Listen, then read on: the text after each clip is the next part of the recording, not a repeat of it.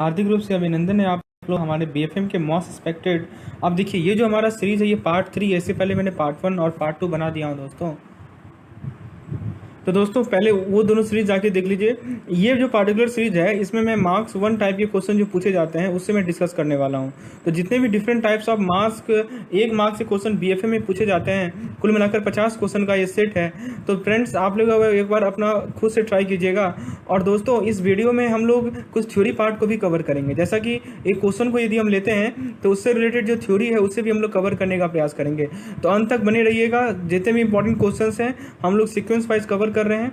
चलिए दोस्तों शुरुआत करते हैं अपने पहले क्वेश्चन से। पहले क्वेश्चन में कहा गया है कि जब हम इनडायरेक्ट कोड को यूज कर रहे हैं और हम फॉरेन को कैलकुलेट कर रहे हैं भारत में, तो वो हमें निकल के आ रहा है 0.025 INR पर USD। तो $2 को कितने में खरीदा जा सकता है?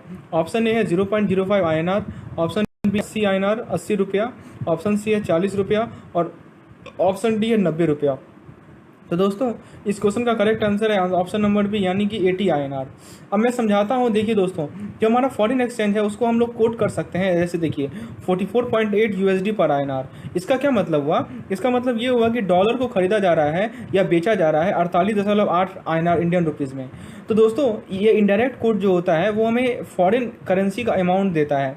It gives the amount of foreign currency required to be exchange for your 1 unit of domestic currency. जैसे कि ऊपर एग्जांपल में आप देख सकते हैं आपका 1 यूनिट ऑफ डोमेस्टिक है। तो देखिए जैसे इनडायरेक्ट कोड में कैसे लिखते हैं आप 0.0223 INR पर USD। इसका क्या मतलब हुआ? इसका मतलब हुआ कि आपका जो डोमेस्टिक करेंसी वो क्या है? इंडियन रुपीज़ है। तो 1 इंडियन रुपीज़ को खरीद सकते हैं या बेच सकते हैं आप कितने US डॉलर के लिए? तो वो है आपका 0.0223 US डॉलर। तो दोस्तों जब इनडायरेक्ट कोड की बात आती है तो हमारा डोमेस्टिक करंट फिक्स होता है और जब डायरेक्ट कोड की बात आती है तो हमारा फॉरेन करंट फिक्स होता है। जहाँ तक बात है इस क्वेश्चन में, तो आपसे क्वेश्चन में क्या दिया हुआ था कि 0.025 INR पर USD। पहले इसका मतलब समझिए। इसका मतलब ये हुआ कि यदि हमारा 1 रुपीज़ को हमें खरीदना है या बेचना है तो हमें 0.025 US डॉलर की आवश्यकता पड़ेगी। समझ रहे हैं बात को? सिंपल सा क्वेश्चन है। पहले मीनिंग समझिए। यदि 1 इंडियन रुपीज़ को हमें खरीदना या बेचना है तो कितने US डॉलर की जरूरत पड़ेगी? हमें 0.025 US डॉलर की जरूरत पड़ेगी। अब दोस्तों क्वेश्चन में क्या कहा गया है कि $2 खरीदना है तो यूनिटरी मेथड लगा दीजिए आप। कैसे लगाएगा यूनिटरी मेथड? तो दोस्तों 1 US डॉलर के लिए कितना इंडियन रुपीज़ हो जाएगा? 1 डिवाइडेड बाई 0.025। तो 1 US डॉलर के लिए है 1 डिवाइडेड बाई 0.025। तो आज तो दो डॉलर के लिए कितना हो जाएगा? 2 डिवाइडेड बाई 0.025। और जब आप 2 डिवाइडेड बाई 0.025 को कीजिएगा तो आपको आंसर मिल जाएगा 80 रुपीज़। समझ में आ गया दोस्तों? चलिए आगे बढ़ते हैं। यदि आप देखिए नेक्स्ट क्वेश्चन में कहा गया है कि जो फॉरेन करेंसी है इंडिया में, देखिए ये सब बेसिक क्वेश्चंस हैं। ठीक है, आप बोलिएगा कि इतना आसान क्वेश्चन तो आता नहीं है। बिल्कुल नहीं आता है दोस्तों। पिछले साल के पैटर्न को देख के बिल्कुल नहीं आता है। लेकिन यदि आपका बेसिक मजबूत रहेगा तभी आप उस टिपिकल क्वेश्चन को सॉल्व कर पाइएगा, वरना बेसिक स्ट्रॉन्ग ही नहीं है तो आप उसे बिल्कुल भी आगे कुछ नहीं कर सकते हैं। चलिए तो फॉरेन एक्सचेंज इन इंडिया, देखिए यहाँ पे डायरेक्ट कोड दिया हुआ है USD पर INR। उसको कोड किया गया है 45.6 से 45.75। अब इसका क्या मतलब हुआ? ऑप्शन ए कह रहा है कि $1 को आप बेच सकते हैं 45.75 इंडियन रुपीज़ में। ऑप्शन बी कह रहा है 1 रुपीज़ को आप खरीद सकते हैं 45.6 US डॉलर में। ऑप्शन सी कह रहा है $3 को खरीद सकते हैं 137.25 INR में। ऑप्शन डी कह रहा है $1 can be bought at 45.6 INR। देखिए इस तरह के क्वेश्चन पूछे जाएंगे। आपका मीनिंग क्लियर होना चाहिए कि डायरेक्ट कोड का मतलब क्या होता है दोस्तों। आइए हम समझते हैं। करेक्ट आंसर इसका ऑप्शन नंबर सी यानी कि $3 को आप 137.25 इंडियन रुपीज़ में खरीद सकते हैं। अब मैं इसका मीनिंग देखिए ऊपर ही समझाया गया है। पहली बात कैसा कोड है? तो डायरेक्ट कोड है। तो डायरेक्ट कोड में मैंने क्या बताया है कि जैसे 44.8 US डॉलर पर INR है, इसका मतलब ये हुआ कि $1 को आप 44.8 इंडियन रुपीज़ में खरीदेंगे। अब जरा इस क्वेश्चन में आ जाइए। अब आपको कोड क्या दिया हुआ है? 45.6 से लेके 45.75। समझ रहे हैं बात को? जब भी ऐसा लिखा रहे तो आपको पता होना चाहिए कि पहला वाला होता है बाइंग रेट और दूसरा वाला होता है सेलिंग रेट। समझ रहे हैं? चलिए अब दोस्तों इसका क्या मतलब हुआ कि 1 US डॉलर को यदि खरीदा जाएगा तो 45.6 रुपया में खरीदा जाएगा और यदि बेचा जाएगा तो 45.75 रुपया में बेचा जाएगा। तो जरा ऑप्शन ए को देखिए क्या कर रहा है? $1 कैन बी सोल्ड एट 45.75। ठीक है, US डॉलर। उसके बाद दोस्तों बी कर रहा है कि 1 rupee can be bought at 45.6 US dollar. ये तो बिल्कुल गलत है। सी कर रहा है $3। तो $3 के लिए क्या कीजिएगा? मल्टीप्लाई कर दीजिए। समझ रहे हैं बात को? चलिए और दोस्तों एक चीज़ पता होगा, जब डायरेक्ट कोट रहता है तो बाय लो सेल हाई प्रिंसिपल लागू होता है। तो बाय लो यानी लो प्राइस पे हम खरीदेंगे। अब देखिए लो प्राइस क्या है हमारा 45.60 है और हाई प्राइस क्या है हमारा 45.75 है। चलिए आगे देखते हैं क्वेश्चन नंबर 3। अब देखिए इसमें क्रॉस रेट पे बेस्ड क्वेश्चन है। यूरो पर यूएसडी दे रखा है 1.4, जीएफई पर यूएसडी दे रखा है 1.6, तो जीएफई पर ईयूआर बताना है। करेक्ट आंसर इसका ऑप्शन नंबर सी यानी 1.14। अब मैं इसका मतलब तो ये तो आपको पता ही होगा कैसे से कैलकुलेट करते हैं दोस्तों। ये तो बहुत सिंपल सी बात है। यूरो प्लस यूएसडी दिया 1.4 और जीबी प्लस यूएसडी दिया हुआ, तो आपको निकालना क्या है, जीबी प्लस यूरो निकालना है। तो उल्टा दीजिए, यूएसडी पर जीबी निकाल लीजिए 1/1.6 और दोनों को मल्टीप्लाई कर दीजिए। किसी तरह से यूएसडी को 20 से हटाना है, बस समझ रहे बात को। यूएसडी कैसे हटेगा, एक यूएसडी आपका नंबरेटर में हो और दूसरा यूएसडी आपका डिनोमिनेटर में हो, तभी तो यूएसडी कैंसिल होगा। और जब यूएसडी कैंसिल हो गया तो अपने आप आपको यूरो और जीबीपी के बीच में रिलेशनशिप मिल जाएगा, और जिस फॉर्म में क्वेश्चन कर रहा है उस फॉर्म में आप एक्सप्रेस कर दीजिए। तो करेक्ट आंसर होगा इसका option number C. Question number 4 में कह रहा है कि जो हमारा यूएस डॉलर है उसके अगेंस्ट में रूपी एप्रिसिएट कब करेगा। ऑप्शन ए है जब आरबीआई इंटरेस्ट रेट को घटाएगी, ऑप्शन बी है जब ग्रोथ जो है वो घटेगा, स्लो कर रहा है, ऑप्शन सी है जब पार्लियामेंट में हंग होगा, और ऑप्शन डी है Indian export increases with respect to import, यानी हमारा जो निर्यात है वो आयात से ज़्यादा होगा दोस्तों। तो दोस्तों करेक्ट आंसर है ऑप्शन नंबर डी यानी Indian export increases with respect to import. ठीक है, तो इस प्रकार से क्या होगा, रूपी जो है यूएस डॉलर के कंपैरिजन में अप्रिसिएट होगा, रूपी की वैल्यू बढ़ेगी। क्वेश्चन नंबर 5 में कहा गया है कि great Indian bank has account with old street bank in UK. समझिए, एक ग्रेट इंडियन बैंक है, उसका अकाउंट है ओल्ड स्ट्रीट बैंक यूके में। तो ओल्ड स्ट्रीट बैंक के अकाउंट, ओल्ड स्ट्रीट बैंक उस अकाउंट को क्या कहेगी, nostro account, Vostro account, ludo account. तो दोस्तों वो कहेगी उसे वॉस्ट्रो अकाउंट। देखिए यहाँ पे मैंने चार्ट लाया है आपके लिए, इसमें आपको मैं सभी चीज़ें समझा देता हूँ अच्छे तरीके से। देखिए ये जो हमारा एमसीक्यू का सेशन है, ये बेसिकली क्विक रिवीजन सेशन भी है। आप क्वेश्चन के थ्रू चीज़ों को सीख रहे हैं। This is the most effective way to learn a particular concept. So first of all we do a question and if you are unable to do it then we go to theory. Okay, so हम लोग theory को cover करते हैं और फिर theory के through हम लोग ट्राई करते हैं कंसेप्ट को समझने का। सबसे पहले देखिए लोडो अकाउंट क्या होता है। लोडो अकाउंट का मतलब है his account with them. Example के तौर पर सिटी बैंक ने अमेरिकन एक्सप्रेस अकाउंट को एसबीआई मूवमेंट के साथ लोडो अकाउंट कहा गया है। देखिए समझिए, सिटी बैंक का अब सिटी बैंक क्या कर रहा है, अमेरिकन एक्सप्रेस का अकाउंट है एसबीआई मुंबई के साथ, तो वो जो अकाउंट होगा वो सिटी बैंक के लिए लोडो अकाउंट होगा। नॉस्ट्रो अकाउंट क्या होता है, आवर अकाउंट विथ यू। जैसे एसबीआई ने एक यूएस डॉलर अकाउंट मेंटेन किया है सिटी बैंक के साथ न्यूयॉर्क में, तो वो नॉस्ट्रो अकाउंट है किसके बुक में, एसबीआई के बुक में, समझ रहे हैं। और वॉस्ट्रो अकाउंट है किसके बुक में, सिटी बैंक के बुक में। तो देखिए समझ रहे बात को, बस पर्सपेक्टिव का अंतर है। वही अकाउंट नॉस्ट्रो अकाउंट है एसबीआई के बुक में, क्योंकि आवर अकाउंट मेरा अकाउंट है तुम्हारे साथ, हाँ, और वो अकाउंट सिटी बैंक के बुक में वॉस्ट्रो अकाउंट है। वॉस्ट्रो में क्या होता है, योर अकाउंट विथ अस। जैसे अमेरिकन एक्सप्रेस न्यूयॉर्क ने रूपी अकाउंट मेंटेन रखा है एसबीआई के साथ, तो एसबीआई के बुक में वो कैसा अकाउंट होगा, वॉस्ट्रो अकाउंट होगा। और नॉस्ट्रो अकाउंट किसके बुक में होगा, अमेरिकन एक्सप्रेस के बुक में होगा। इसके अलावा एक मिरर अकाउंट भी होता है, समझिए बात को। जब कोई bank nostro account foreign bank के साथ मेंटेन करता है तो उसका अकाउंट उसको अपने बुक में रखना पड़ता है। तो ये एक तरह से रिफ्लेक्शन होता है नॉस्ट्रो अकाउंट का, समझ रहे बात को। चलिए, तो इसका इंट्रीज जो होता है वो दो करेंसी में मेंटेन होता है, एक फॉरेन करेंसी में और एक होम करेंसी में, इसीलिए इसका नाम पड़ा है मिरर अकाउंट। जहाँ तक ऊपर वाली क्वेश्चन की बात थी, तो ग्रेट इंडियन बैंक ने अकाउंट मेंटेन रखा है old street bank in UK, तो ओल्ड स्ट्रीट बैंक उसको क्या कहेगा, वो ऑब्वियसली वॉस्ट्रो अकाउंट कहेगा। चलिए आगे बढ़ते हैं क्वेश्चन नंबर 6 में। यदि एक बैंक है ए यूएसए में, उसका अकाउंट बैंक बी इंडिया के साथ है और बैंक सी यूके में है, तो उसे लोडो अकाउंट कहेगा। ऑप्शन क्या है, ट्रू या फॉल्स है। तो दोस्तों करेक्ट है ऑप्शन, ठीक है। बैंक सी जो है बैंक ए का जो अकाउंट बी के साथ है उसे लोडो अकाउंट ही कहेगा, क्योंकि लोडो का मतलब ही होता है his account with them. Question number 7 है, which of the following statement is true. इनमें से कौन सा स्टेटमेंट ट्रू है। पहला है RTGS system allow instantaneous transfer without netting, यानी आरटीजीएस सिस्टम के थ्रू आप इंस्टेंटेनियस ट्रांसफर कर सकते हैं। NEFT system allow instantaneous transfer without netting, C NEFT system allow instantaneous with netting, और D RTGS system allow instantaneous transfer with netting. तो दोस्तों आरटीजीएस सिस्टम जो है वो इंस्टेंटेनियस ट्रांसफर देता है विदाउट नेटिंग का। करेक्ट आंसर है ऑप्शन नंबर ए। 8 नंबर क्वेश्चन है हमारा, Rahul is a PIO, person of Indian origin. He approaches the Bank of India Mumbai to open an FCNR account. He cannot open the account if, देखिए राहुल एक PIO है, वो bank of India Mumbai में गया और उसने बोला कि मुझे एक FCNR अकाउंट खुलवाना है। वो अकाउंट नहीं खुलवा सकता है कब, ऑप्शन ए, वो जो है जेनिथ इंडस्ट्रीज का परमानेंट एम्प्लॉय हो अपने हांगकांग के ऑफिस में, ऑप्शन बी, वो जेनिथ इंडस्ट्रीज का परमानेंट एम्प्लॉय हो मुंबई के ऑफिस में, ऑप्शन सी, वो यूनाइटेड स्टेट ऑफ अमेरिका के लिए गया हो, हायर स्टडीज़ के लिए पास्ट 2 ईयर्स के लिए। तो दोस्तों करेक्ट आंसर है ऑप्शन नंबर बी। क्यों उसका correct answer option number B, अभी मैं आके अब आपको बताता हूँ। दोस्तों एक सिंपल सा एग्जांपल से लेके मैं आप लोगों को इसका कंसेप्ट क्लियर कर देता हूँ। जिन लोगों को क्लियर है वो तो आगे बढ़ जाए, और जिनको यदि समझना है कि एनआरआई पीआईओ वालों केस को कैसे डील करना है, तो मैं आपके लिए एग्जाम्पल लेकर आया हूँ। मैंने बोला था कि इस एमसीक्यू सेशन के थ्रू हम लोग थ्योरी को भी कवर करेंगे। देखिए आपके सामने ये 5 चेहरा दिख रहा होगा, कुल मिलाकर महेश, मीता, मल्लिका, रोहित और ग्लोबल एक्सपोर्ट के बारे में। देखिए महेश क्या है, महेश एक इंडियन सिटीजन है जो कि गोन आउट ऑफ इंडिया, जो कि भारत से बाहर गया है।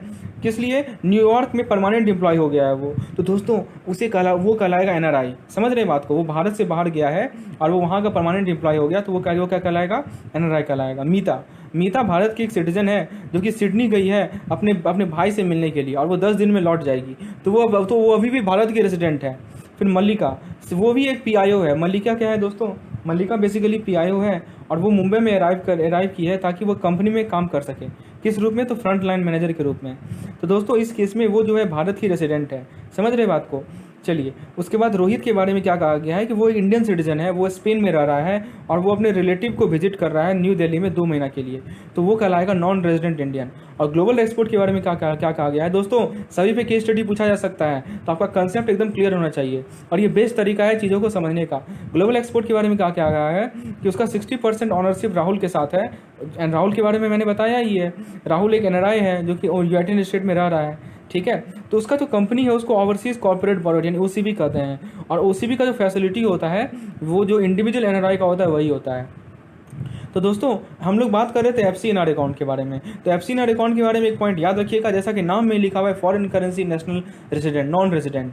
तो नॉन रेजिडेंट है, जो भारत के रेजिडेंट रहेंगे उनके लिए अकाउंट होगा क्या? नाम में लिखा हुआ है नॉन रेजिडेंट, तो कंफ्यूज होने वाली बात ही नहीं है। देखिए जैसे आरएफसी अकाउंट है तो नाम में लिखा हुआ है रेजिडेंट फॉरेन करेंसी, तो उतना रटने की आवश्यकता नहीं है, थोड़ा दिमाग को लगाइए। आरएफसी के नाम में लिखा हुआ है, नाम में लिखा हुआ है फॉरेन करेंसी, तो रेजिडेंट यानी आरएफसी रेजिडेंट फॉरेन करेंसी, तो वो होगा। चलिए उम्मीद है दोस्तों समझ में आ गया होगा। आगे बढ़ते 9 नंबर क्वेश्चन है, स्विफ्ट का मतलब क्या है? ये तो पता ही होगा आपको, society for world wide interbank financial telecommunication. 10 number question है हमारा, global bank Delhi has current account with bank of New York. देखिए ग्लोबल बैंक है दिल्ली में, उसका एक करंट अकाउंट है न्यूयॉर्क के बैंक के साथ, और ग्लोबल बैंक जितने भी ट्रांजैक्शंस हैं जो कि करंट अकाउंट के थ्रू कैरी आउट करते हैं वो अपने बुक दिल्ली में रिकॉर्ड करते हैं। तो ग्लोबल बैंक इंट्रीज किस में करेगा? नॉस्ट्रो अकाउंट में करेगा, नॉस्ट्रो मिरर अकाउंट में करेगा, वॉस्ट्रो अकाउंट में करेगा और लोडो अकाउंट में करेगा। तो दोस्तों करेक्ट आंसर इसका नॉस्ट्रो मिरर अकाउंट, अभी मैंने समझाया था दोस्तों, नॉस्ट्रो मिरर अकाउंट इसका करेक्ट आंसर है।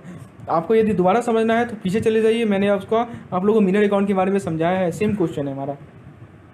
क्वेश्चन नंबर 11 है, chips is a real time gross settlement system in the UK for settling transaction denomination in GBP, true और फॉल्स? तो चिप्स, देखिए दोस्तों करेक्ट आंसर है इसका ये ऑप्शन बी, फॉल्स। आरटीजीएस जो है एक real time gross settlement system है यूके में, जिसके थ्रू हम लोग जीबीपी के डिनोमिनेशन में ट्रांजेक्शन को सेटल करते हैं। तो ये जो कर रहा है चिप्स वो गलत है।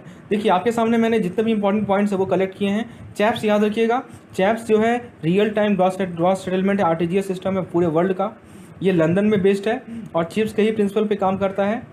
समझ रहे हैं दोस्तों? फिर टारगेट देखिए, टारगेट क्या है? Trans European automated real time gross settlement express transfer system, ये भी आरटीजीएस सिस्टम है, ये यूरो जोन में काम करता है।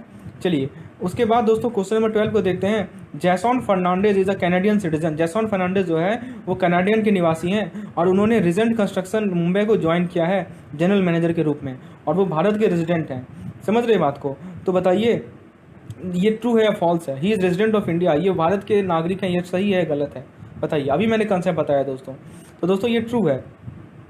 यहाँ पे देखिए ये एग्जांपल देखिए आप, ठीक है। यहाँ पे आप महेश के बारे में नहीं, आप मीता के बारे में नहीं, आप मल्लिका, हाँ यहाँ देखिए मल्लिका के बारे में क्या लिखा हुआ है, वो पीआईओ थी, वो मुंबई में अराइव की ताकि वो कंपनी में काम कर सके, तो वो अब क्या कहलाएगी? भारत के रेजिडेंट कहलाएगी। समझ रहे हैं बात को? तो करेक्ट आंसर है C, he is resident of India. आगे देखते हैं, which of the following is not a major risk to party in LC transaction. किसी भी एलसी ट्रांजेक्शन में इनमें से कौन सा मेजर रिस्क नहीं है जो भी पार्टीज होते हैं उन्हें? इक्विटी मार्केट रिस्क, बी है लीगल रिस्क, सी है शिपमेंट रिस्क और डी है फ्रॉड रिस्क। तो दोस्तों करेक्ट आंसर है इक्विटी मार्केट रिस्क। देख सकते हैं यहाँ पे जितने भी रिस्क हैं, मेन रिस्क है उसको मैंने कवर किया है। पहला है सॉवरेन एंड रेगुलेटरी रिस्क। तो दोस्तों ये रिस्क वैसे होते हैं जो कि पार्टीज के कंट्रोल में नहीं होते हैं। दूसरा है लीगल रिस्क। तो जब जो है डॉक्यूमेंट्री क्रेडिट में कोई डिस्टर्बेंस आ जाए लीगल एक्शन के कारण, तो लीगल रिस्क आता है। उसके बाद दोस्तों force majeure and frustration of contract आता है। उसके बाद दोस्तों इशूइंग बैंक में देखिए ये सब रिस्क आता है, इसे एक बार देख लीजिएगा।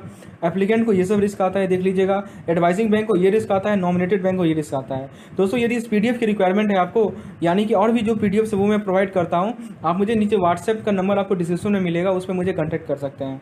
क्वेश्चन नंबर 14 को देखते हैं। UCPDC uniform custom and practice for an LC are develop by the. तो यूसीपीडीसी कौन डेवलप करता है? RBI, government of India, world bank और इंटरनेशनल चैम्बर ऑफ कॉमर्स। बताइए यूसीपीडीसी कौन डेवलप करता है? तो दोस्तों करेक्ट आंसर है इंटरनेशनल चैम्बर ऑफ कॉमर्स। तो यूसीपीडीसी डेवलप करता है इंटरनेशनल चैम्बर ऑफ कॉमर्स यानी आईसीसी। 15 नंबर क्वेश्चन है, factoring is defined as an agreement between. तो फैक्टरिंग बेसिकली किसके किसके बीच का एग्रीमेंट होता है? Option A exporter and importer, option B है importer and financial institution, option C exporter and financial institution, option D है importer, financial institution and exporter. तो दोस्तों करेक्ट आंसर इसका ऑप्शन नंबर सी यानी एक्सपोर्टर एंड फाइनेंशियल इंस्टीट्यूशन। देखिए दोस्तों factoring के बारे में मैंने लिखा है, फैक्टरिंग बेसिकली एक प्रोसेस है जिसके थ्रू हम लोग अकाउंट रिसीवेबल को परचेस करते हैं या इनवॉइस को परचेस करते हैं। कहाँ से? तो किसी बिजनेस से। किस रेट पे? तो डिस्काउंट पे। ठीक है, और ये कौन करता है? ये काम फैक्टर करती है। ये फैक्टर एक तरह की फाइनेंशियल इंस्टीट्यूशन होती है। तो दोस्तों यदि एक्सपोर्टर के लिए फैक्टर है तो उसे एक्सपोर्ट फैक्टर कहते हैं, और यदि इंपोर्टर के लिए फैक्टर है तो इंपोर्ट फैक्टर कहते हैं। क्वेश्चन में यही तो पूछा गया था किसके किसके बीच का एग्रीमेंट होता है। तो दोस्तों एक्सपोर्टर होगा और एक फाइनेंशियल इंस्टीट्यूशन होगा, दो के बीच में एग्रीमेंट होता है। ठीक है, उसको पैसा की जरूरत होती है तो जो फाइनेंशियल इंस्टीट्यूशन है वो उससे पैसा प्रोवाइड करती है उधार में। ठीक है दोस्तों, उसके बाद नेक्स्ट क्वेश्चन देखिए। अब देखिए क्या क्या सर्विस करती है वो देख सकते हैं आप। डेब्ट एडमिनिस्ट्रेशन, क्रेडिट प्रोटेक्शन और फैक्टर फाइनेंसिंग। अब देखिए दोस्तों factor would generally finance dash percentage of invoice value, यानी टोटल इनवॉइस वैल्यू का कितना परसेंटेज फैक्टर फाइनेंस करेगी। ऑप्शन ए है 75 से 80%, ऑप्शन बी है 20 से 25%, ऑप्शन सी है 10 से 30%, ऑप्शन डी है 50 से 90%। तो दोस्तों ऊपर लिखा हुआ है साफ साफ कि फैक्टर फाइनेंसिंग जो होता है वो 70 से 80% होता है आउटस्टैंडिंग डेब्ट का। समझ रहे बात को? तो करेक्ट आंसर क्या होगा दोस्तों? A option. चलिए 17 नंबर क्वेश्चन को देखते हैं। Forfaiting would help raise more finance than factoring for the same invoice value. दोस्तों फैक्टरिंग और फॉरफिटिंग ये दोनों तरीका है उधार में पैसे लेने का, और इसमें क्वेश्चन में ये कहा गया है कि फॉरफिटिंग में ज़्यादा फाइनेंस मिलेगा कंपेयर टू फैक्टरिंग। कर सही है या गलत है? तो दोस्तों ये सही है स्टेटमेंट है। देखिए फैक्टरिंग और फॉरफिटिंग दोनों फॉर्म है पोस्ट शिपमेंट फाइनेंसिंग का, जो कि एक्सपोर्टर को हेल्प करता है जो डिले है रिपैट्रिएशन ऑफ एक्सपोर्ट सेल का पेमेंट का, उसको ओवरकम करने के लिए। इसके कारण लिक्विडिटी बढ़ाता है दोस्तों और कैश फ्लो बढ़ाता है एक्सपोर्ट बिजनेस के लिए। Forfaiting in particular do not curtail other borrowing since it is without recourse. ध्यान दीजिएगा दोस्तों, बहुत इंपॉर्टेंट पॉइंट है। फॉरफिटिंग जो है वो विदाउट रिकोर्स होता है सेलर के लिए, और वो डेब्ट को नहीं बढ़ाता है, इसीलिए ये एडिशनल होता है rather than alternate financing method. ठीक है, तो इस केस में फॉरफिटिंग में ज़्यादा फाइनेंस होता है कंपेयर टू फैक्टरिंग।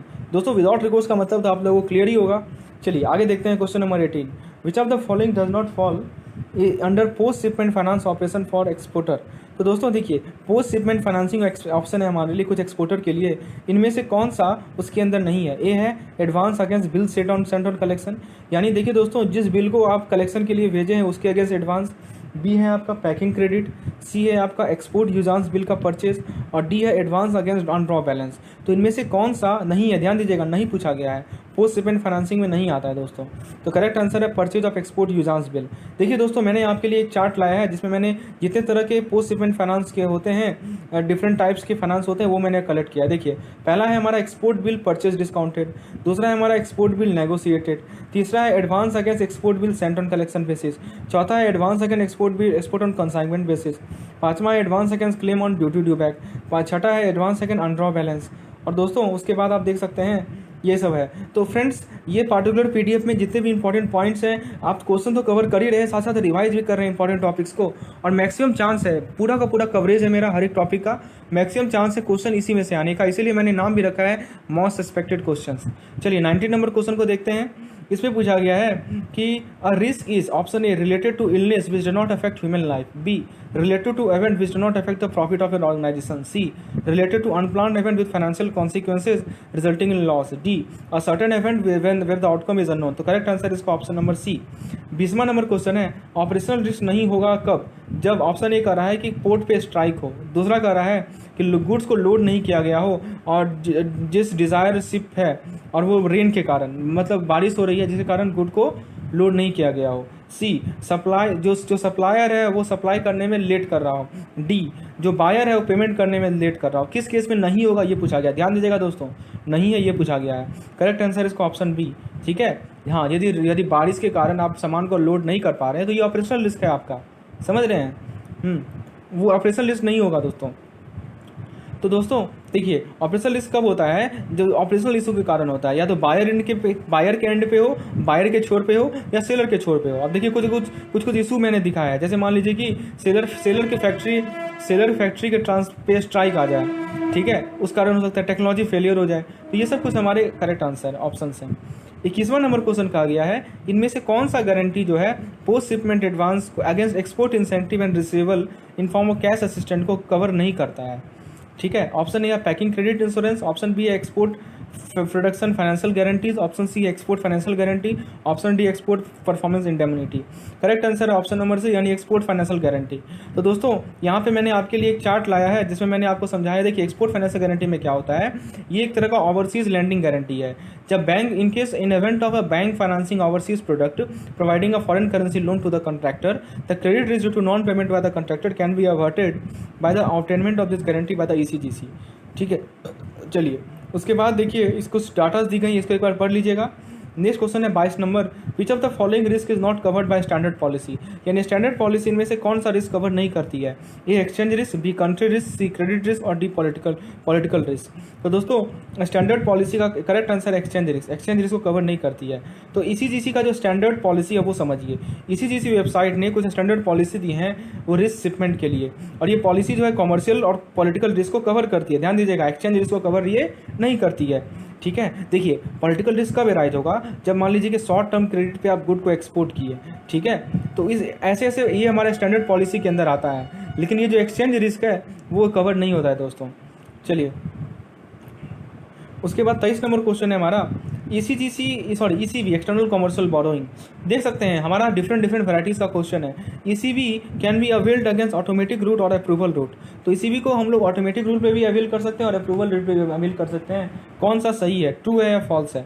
तो दोस्तों ट्रू है। ये जो ECB होता है हमारा एक्सटर्नल कमर्शियल बोरोइंग, RBI ने क्या किया है, जो फॉरेन इंस्टीट्यूशन से जो बोरोइंग आ रहा है, जैसे बैंक हुआ या ऑर्गेनाइजेशन हुआ, जैसे IMF से आ रहा है, तो उसे RBI ने कर दिया एक्सटर्नल कमर्शियल बोरोइंग। यानी विदेश से जो निवेश पैसा आ रही है उसको RBI कहती है एक्सटर्नल कमर्शियल बोरोइंग। और ECB दो फॉर्म में हो सकता है, फिक्स्ड और फ्लोटिंग बॉन्ड के फॉर्म में हो सकता है, या लोन एडवांस ट्रेड क्रेडिट के फॉर्म में हो सकता है। Euro issue include euro convertible bond and global depository receipt. The utilization of ECB proceed is permitted in the government decentred programme. और ECB जो है या तो ऑटोमेटिक रूट होगा या अप्रूवल रूट होगा। समझ रहे हैं बात को। 24वां नंबर क्वेश्चन में कहा गया है, as per FIDAI rule bank can undertake business only through exchange broker who is. तो बैंक जो है बिजनेस उसी एक्सचेंज ब्रोकर से कर सकती है जो कि रिनाउंड है, स्पॉन्सर्ड है, एक्रेडिटेड है। तो दोस्तों correct answer option number C, यानी एक्रेडिटेड। दोस्तों 25वां नंबर क्वेश्चन है, a GDR holder has the option to convert GDR and hold the underlying equity share. किसी GDR होल्डर के पास एक ऑप्शन होता है कि वो GDR को कन्वर्ट कर दे और जो अंडरलाइंग इक्विटी एसेट है उसे होल्ड कर ले। ट्रू या फॉल्स? तो दोस्तों करेक्ट आंसर इसका ट्रू, ठीक है। चलिए 26वां नंबर क्वेश्चन देखते हैं। देखिए GDR के बारे में पॉइंट लिखा हुआ है। GDR बेसिकली एक बैंक सर्टिफिकेट होता है जो कि फॉरेन ब्रांच, किसी भी इंटरनेशनल बैंक की फॉरेन ब्रांच होल्ड करती है, ठीक है। And is issued in more than one country for share in foreign company. अब देखिए GDR कुछ वोटिंग राइट नहीं कैरी करता है, जैसे आपका बेनिफिट्स यहाँ आप देख सकते हैं, बेनिफिट्स ऑफ GDR, और कुछ फीचर्स भी हैं उसे भी आप देख सकते हैं। इसके बाद दोस्तों हमारा नेक्स्ट क्वेश्चन है 26वां नंबर, जीरो रिस्क इन्वेस्टमेंट का क्या मतलब होता है? A, no variation in cash flow for investment से जो कैश फ्लो आ रही है उसमें कोई वेरिएशन नहीं होना। बी, नो इन्वेस्टमेंट, कोई इन्वेस्टमेंट नहीं होना। सी, जीरो कूपन बॉन्ड में इन्वेस्टमेंट होना। और डी, बैंक फिक्स डिपॉजिट में इन्वेस्टमेंट होना। तो दोस्तों करेक्ट आंसर है ऑप्शन नंबर ए। देखिए लो रिस्क का मतलब ये हुआ कि आपका जो नेट कैश फ्लो है उसमें कम वेरिएशन होगा, वही तो हमारा लिखा हुआ, ठीक है। और उसका डाउनसाइड पोटेंशियल भी क्या होगा, कम होगा। और यदि मैं जीरो रिस्क की बात कर रहा हूँ तो इसका मतलब क्या हुआ कि आप कंप्लीटली प्रेडिक्ट कर पा रहे हैं कि फ्यूचर कैश फ्लो हमारा कैसा होने वाला है। समझ रहे हैं बात को? हाँ, तो जीरो रिस्क मतलब कि आप इस बात का प्रेडिक्शन कर पा रहे हैं कि हमारा जो फ्यूचर कैश फ्लो होगा वो किस प्रकार का होगा। तो दोस्तों करेक्ट आंसर है ऑप्शन नंबर ए। 27वां नंबर क्वेश्चन है, higher the risk, A lower the risk premium, B higher the capital required, C lower the RA ROC, D all of the above. तो दोस्तों रिस्क ज़्यादा होगा तो क्या होगा बताइए? ऑप्शन सी करेक्ट है, लोअर द आरओसी। दोस्तों देखिए समझिए, रिस्क के साथ देखिए हाई रिस्क का मतलब क्या हुआ, हायर रिस्क का मतलब ये हुआ कि higher requirement of minimum capital, यानी मिनिमम कैपिटल की ज़्यादा रिक्वायरमेंट होगी और आप ज़्यादा रिटर्न एक्सपेक्ट करेंगे इन्वेस्टर के द्वारा। समझ रहे हैं बात को, रिस्क ज़्यादा तो मिनिमम कैपिटल की रिक्वायरमेंट ज़्यादा तो रिस्क एक्सपेक्टेड बाय इन्वेस्टर ज़्यादा। और मिनिमम कैपिटल रिक्वायरमेंट क्या होती है, वो ये एक it requires business should be able to cover the maximum loss. ठीक है, जैसे आप एग्जांपल के तौर पर देखिए, एक मान लीजिए आपके पास एक लोन है, ठीक है, उस लोन पे हायर रेट ऑफ इंटरेस्ट आप चार्ज कर रहे हैं विदाउट, देखिए एक ऐसा लोन है जिसमें कोई सिक्योरिटी नहीं है, कोई कोलेट्रल नहीं है, जिसे क्लीन लोन कहते हैं, कोई सिक्योरिटी नहीं लिया गया, तो उस पर आप रेट ऑफ इंटरेस्ट तो ज़्यादा चार्ज करते हैं ना। क्यों ज़्यादा चार्ज करते हैं, क्योंकि उसका रिस्क ज़्यादा है। लेकिन उसके अपोजिट एक ऐसा लोन जिसके अगेंस्ट आप कस्टमर का फिक्स डिपॉजिट के अगेंस्ट आप लोन दिए हैं, तो दोस्तों उस पर लो रिस्क है, समझ रहे हैं, तो उस केस में जो है रेट ऑफ इंटरेस्ट कम होती है। समझ रहे बात को, तो इसीलिए बैंक को ये जरूरी है कि वो हाई कैपिटल रखे, किसके लिए, क्लीन लोन के लिए, और जो लोन अगेंस्ट फिक्स डिपॉजिट है उसके लिए लो कैपिटल रखे। तो दोस्तों उम्मीद है इस एग्जांपल से आपको कंसेप्ट क्लियर हो गई होगी। वही तो पूछा गया था कि रिस्क ज़्यादा होगा तो दोस्तों RAROC हमारा कम होगा। रिस्क RAROC का फॉर्मूला क्या होता है, risk adjusted return on capital. चलिए नेक्स्ट क्वेश्चन है हमारा क्वेश्चन नंबर 28। दोस्तों हम लोग क्वेश्चन नंबर 27, हाँ ठीक है, 28 में है, the most important function of risk management it, इनमें से कौन सा रिस्क मैनेजमेंट का सबसे इंपॉर्टेंट फंक्शन है, A measuring risk, B identifying risk, systematic cost of risk, D controlling risk. दोस्तों इसमें एक और, तो इसमें करेक्ट आंसर है कंट्रोलिंग रिस्क। दोस्तों रिस्क मैनेजमेंट में देखिए 4 स्टेप्स हैं। पहला है आइडेंटिफाई और मेजर करना रिस्क को, उसके बाद क्या है कॉस्ट को, जो कॉस्ट ऑफ कंट्रोलिंग है उसको एस्टिमेट करना, उसके बाद क्या है मिटिगेट करना और कंट्रोल करना रिस्क को, और फाइनल क्या है रिस्क मैनेजमेंट को रिवाइज करना बेस्ड ऑन एक्सपीरियंस। तो करेक्ट आंसर इसका कंट्रोलिंग रिस्क। चलिए 29 नंबर क्वेश्चन देखते हैं, लोन का प्राइसिंग में क्या क्या आएगा, ए कॉस्ट ऑफ फंड में आएगा, बी ऑपरेशनल रिस्क आएगा, सी टर्म ऑफ लोन आएगा, और दोस्तों डी में आएगा risk profile of the borrower. यानी आखिर लोन का प्राइसिंग किस बेसिस पे किया जाएगा, फंड के कॉस्ट के बेसिस पे, या ऑपरेशनल रिस्क के बेसिस पे, या लोन के टर्म के बेसिस पे, या जो बोरोवर का रिस्क प्रोफाइल है उसके बेसिस पे। तो करेक्ट आंसर इसका, ये मोर देन वन करेक्ट है, A C and D. Operational risk नहीं आएगा। देखिए दोस्तों मैं इसका थ्योरी आपको बताता हूँ। जो हमारा रिस्क मैनेजमेंट फ्रेमवर्क है रिस्क प्राइसिंग, तो बेसिकली रिस्क को समझना काफ़ी ज़्यादा इंपॉर्टेंट है। तो देखिए उसका क्या क्या कंपोनेंट्स है। पहला है cost of fund, cost of fund basically interest होता है दोस्तों, ठीक है। उसके बाद कॉस्ट ऑफ ऑपरेशन, उसके बाद दोस्तों लॉस प्रोबेबिलिटी, उसके बाद दोस्तों है कॉस्ट ऑफ कैपिटल। तो ये 4 के 4 हमारे रिस्क प्राइसिंग के कंपोनेंट है दोस्तों। यही सब तो पूछा गया था, इनमें से कौन सा नहीं है। कॉस्ट ऑफ फंड आता है, टर्म ऑफ लोन आता है, risk profile of the borrower आता है, लेकिन ऑपरेशनल रिस्क हमारा नहीं आता है। चलिए नेक्स्ट क्वेश्चन देखते हैं, risk mitigation can not achieve, A reduction in down side potential, be reduction in required capital, C huge upside potential. तो रिस्क मिटिगेशन किसे अचीव नहीं करता है, किसे नहीं करता है, ध्यान दीजिएगा, नहीं पूछा हुआ है। तो डाउनसाइड को कम करता है, रिक्वायर्ड कैपिटल को कम करता है, और ह्यूज अपसाइड पोटेंशियल को बढ़ाता है। तो दोस्तों करेक्ट आंसर है इसका option number C, upside potential को बढ़ाना, ये करेक्ट आंसर है। देखिए यहाँ पे मैंने समझाया है रिस्क मिटिगेशन का कुछ स्ट्रेटजीज हैं, ठीक है। जैसे वो क्या करता है, वो जो अनसर्टेनिटीज़ होता है उसको, जो भी हमारे अनसर्टेनिटीज एसोसिएटेड होते हैं उसे वो एलिमिनेट करने का प्रयास करता है दोस्तों। तो वो क्या अचीव नहीं कर सकता दोस्तों, डाउनसाइड पोटेंशियल को तो घटा सकता है ना, कैपिटल की रिक्वायरमेंट क्यों घटा सकता है, ठीक है। यदि आप रिस्क को मिटिगेट करेंगे तो कम कैपिटल की रिक्वायरमेंट होगी आपको, लेकिन यहाँ का अपसाइड पोटेंशियल को बढ़ाता है, ये गलत है। चलिए नेक्स्ट क्वेश्चन देखते हैं, financial risk is defined as, financial risk को आप कैसे डिफाइन कीजिएगा। पहला ऑप्शन है जो हमारा प्रॉफिटेबिलिटी में जो एडवर्स वेरिएशन है उसके रिलेटेड जो अनसर्टेनिटी है उससे, जो कैश फ्लो में अनसर्टेनिटी है उससे, जो uncertainties that are result in outright loss, और डी है variation in net cost flow. तो करेक्ट आंसर है दोस्तों नेट कैश फ्लो का वेरिएशन। अभी हम लोगों ने ऊपर डिस्कस किया है दोस्तों रिस्क के बारे में, आप लोगों ने देखा होगा। चलिए ये हमारा 31 नंबर क्वेश्चन है। 32 नंबर क्वेश्चन में कहा गया है, यदि बैंक अपने एसेट से अपना एसेट कंपोजिट लायबिलिटी से पूल कर रही है, तो क्रेडिट और ऑपरेशनल रिस्क के अलावा इनमें से कौन सा रिस्क बैंक फेस करेगी। समझिए बात को, लायबिलिटीज़ के थ्रू अपने एसेट को ये फंड कर रही है। तो basis risk, mismatch risk, market risk, liquidity risk. दोस्तों करेक्ट आंसर है बेसिस रिस्क। देखिए बेसिस रिस्क क्या होता है, ये तब होता है जब इंटरेस्ट रेट अलग अलग different interest rate move in different direction और bank level causing the net interest margin of bank to compress, ठीक है। ये हमारा बेसिक रिस्क है। तो जब बैंक अपने लायबिलिटी से एसेट को पूल करे, फंड को पूल करेगी, तो वो हमारा बेसिक रिस्क का पार्ट कहलाएगा। 33 नंबर क्वेश्चन है, एक बैंक ने 1 करोड़ का लोन बॉरोवर को सैंक्शन किया, तो इनमें से कौन सा रिस्क बैंक फेस करेगी इस ट्रांजैक्शन में? A liquidity risk, B interest rate risk, C market risk, D credit risk, E operational risk. दोस्तों देख सकते हैं इस पार्टिकुलर पीडीएफ में सारे के सारे इंपॉर्टेंट क्वेश्चंस कवर हैं। यदि आप इसे इतना ही देख के जाते हैं तो आपका रिवीजन भी हो रहा है, चीज़ों को आप समझ भी रहे हैं। तो दोस्तों यदि आपको इस पीडीएफ की रिक्वायरमेंट है तो आप मुझे नीचे कॉन्टैक्ट कर सकते हैं। तो फ्रेंड्स क्वेश्चन में कहा गया है 1 करोड़ का लोन सैंक्शन किया है बॉरोवर को, तो इनमें से कौन सा रिस्क ब्रांच फेस करेगा इस ट्रांजैक्शन में, बताइए। तो दोस्तों सभी के सभी, लिक्विडिटी रिस्क भी होगा, इंटरेस्ट रेट रिस्क भी होगा, मार्केट रिस्क भी होगा। मेरे रिस्क वाले चैप्टर में जाके आप इसे समझ सकते हैं डिटेल में, ये सब रिस्क किस प्रकार के होते हैं। और मैंने कुछ ऑब्जेक्टिव क्वेश्चंस भी कराए हैं साथ ही साथ। हर एक मेरे जितने भी लेक्चर्स हैं सभी के लास्ट में कुछ एमसीक्यू सेशन आपको मिल जाएंगे, ताकि आप जो कंसेप्ट सीखे हैं उसको आप प्रॉपर्ली अप्लाई कर पा रहे हैं या नहीं। इनमें से कौन सा interest rate risk premature payment of term loan के कारण आता है? तो दोस्तों बेसिक रिस्क है, यील्ड कर्व रिस्क है, एम्बेडेड ऑप्शन रिस्क है, मिसमैच रिस्क है। जैसा कि नाम से ही क्लियर है, प्रीमैच्योर पेमेंट जैसे ही आपको दिखे तो एम्बेडेड ऑप्शन रिस्क पे ही टिक करना है। तो करेक्ट आंसर है option number C. 35 number question है, systematic risk is the risk of a bank of failure which is not adhering to regulation, B 2 bank of failure simultaneously, यानी एक bank जब bankrupt हो जाए तब, सी जब ग्रुप ऑफ बैंक जो है फेल कर जाए कॉन्टेजियन इफेक्ट के कारण, और D failure of entire banking system. तो दोस्तों सिस्टमिक रिस्क जो होता है उसमें हमारा इंटायर बैंकिंग सिस्टम फेल कर जाता है। Correct answer option number D. Dash member countries of G10 participate in basal committee on banking supervision. दोस्तों BCBS यानी basal committee on banking supervision, इनमें G10 के कितने मेंबर कंट्री ने पार्टिसिपेट किया था? 10 मेंबर, 13 मेंबर, 11 मेंबर और 12 मेंबर। करेक्ट आंसर है 13 मेंबर कंट्रीज ने पार्टिसिपेट किया था। 37 नंबर क्वेश्चन है, the Basel accord has accounted for A credit risk, B market risk, C operational risk, D defined capital component. तो Basel two में कौन कौन सा चीज़ था बताइए? तो दोस्तों करेक्ट आंसर है A B C and D, सभी के सभी चीज़ थे। देखिए बेसल रिव्यू में ये था, पहला था मिनिमम कैपिटल रिक्वायरमेंट। तो मिनिमम कैपिटल रिक्वायरमेंट में क्या क्या था दोस्तों? ऑपरेशनल रिस्क था, मार्केट रिस्क था और क्रेडिट रिस्क था। ठीक है, उसके बाद सुपरवाइजरी रिव्यू था और उसके बाद था मार्केट डिसिप्लिन। ये 3 कंपोनेंट थे हमारे बेसल के अकाउंट के अंदर, और उसने चारों तरह के रिस्क को अकाउंट किया है यहाँ पे।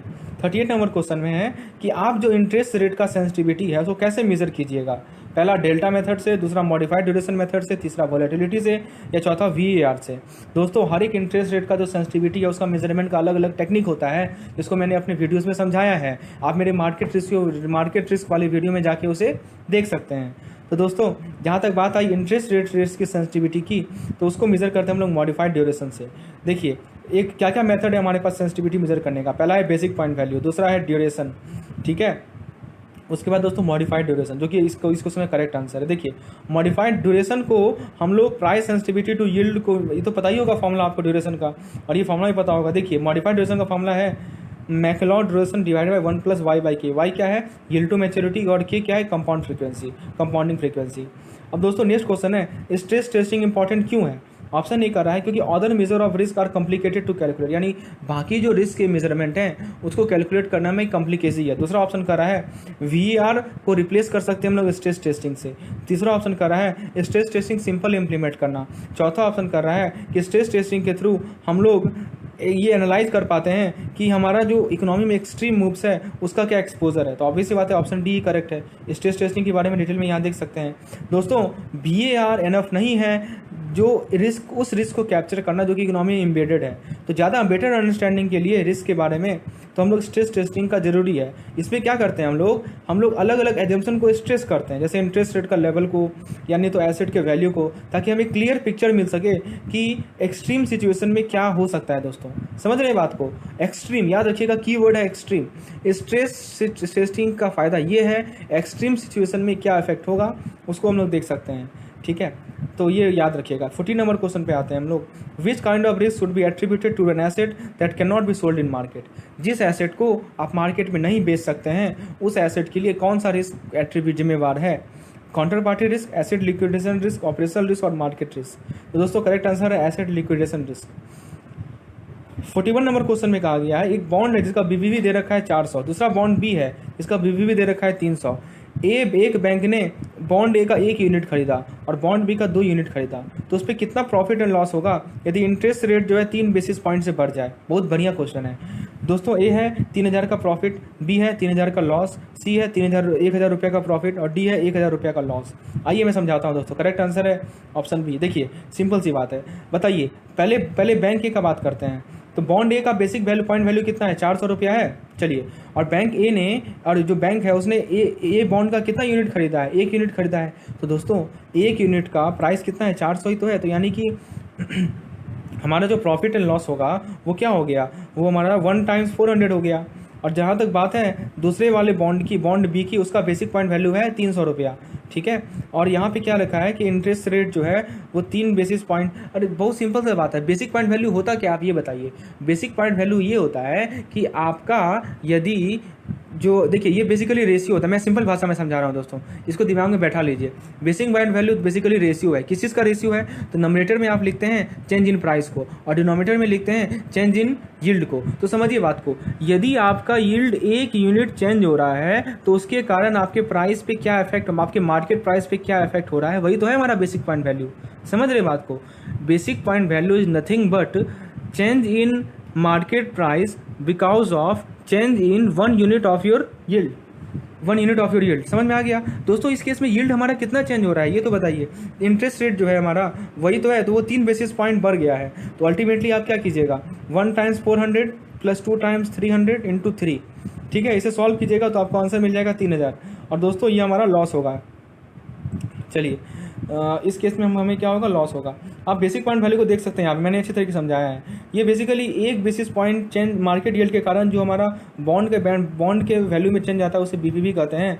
ये सबसे वाइडली यूज मेजर है रिस्क का। यदि बीपीवी ज़्यादा है तो जो बॉन्ड पोर्टफोलियो का रिस्क है वो ज़्यादा है। एग्जाम्पल के तौर पर लीजिए, मान लीजिए 8% पे जो यील्ड है, एक बॉन्ड का प्राइस है वो है 92, और जब यील्ड 7.95 हो गया या 5 बेसिस पॉइंट चेंज हो गया तो प्राइस चेंज हो गया 92.10।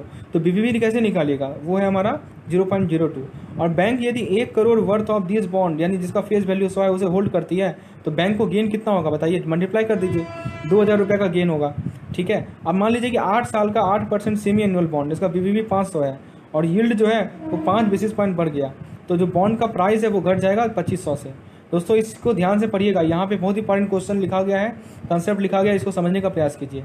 42वां नंबर क्वेश्चन है, इनमें से कौन सा रिस्क मिटिगेशन मेथड है। Option A hedging instrument, option B diversification, option C replacing sensitivity report by VR report, D risk reporting. इनमें से कौन सा क्यों मेथड है इसके थ्रू हम लोग रिस्क को मिटिगेट करते हैं यानी कम करते हैं। तो दोस्तों A and B, hedging instrument and diversification.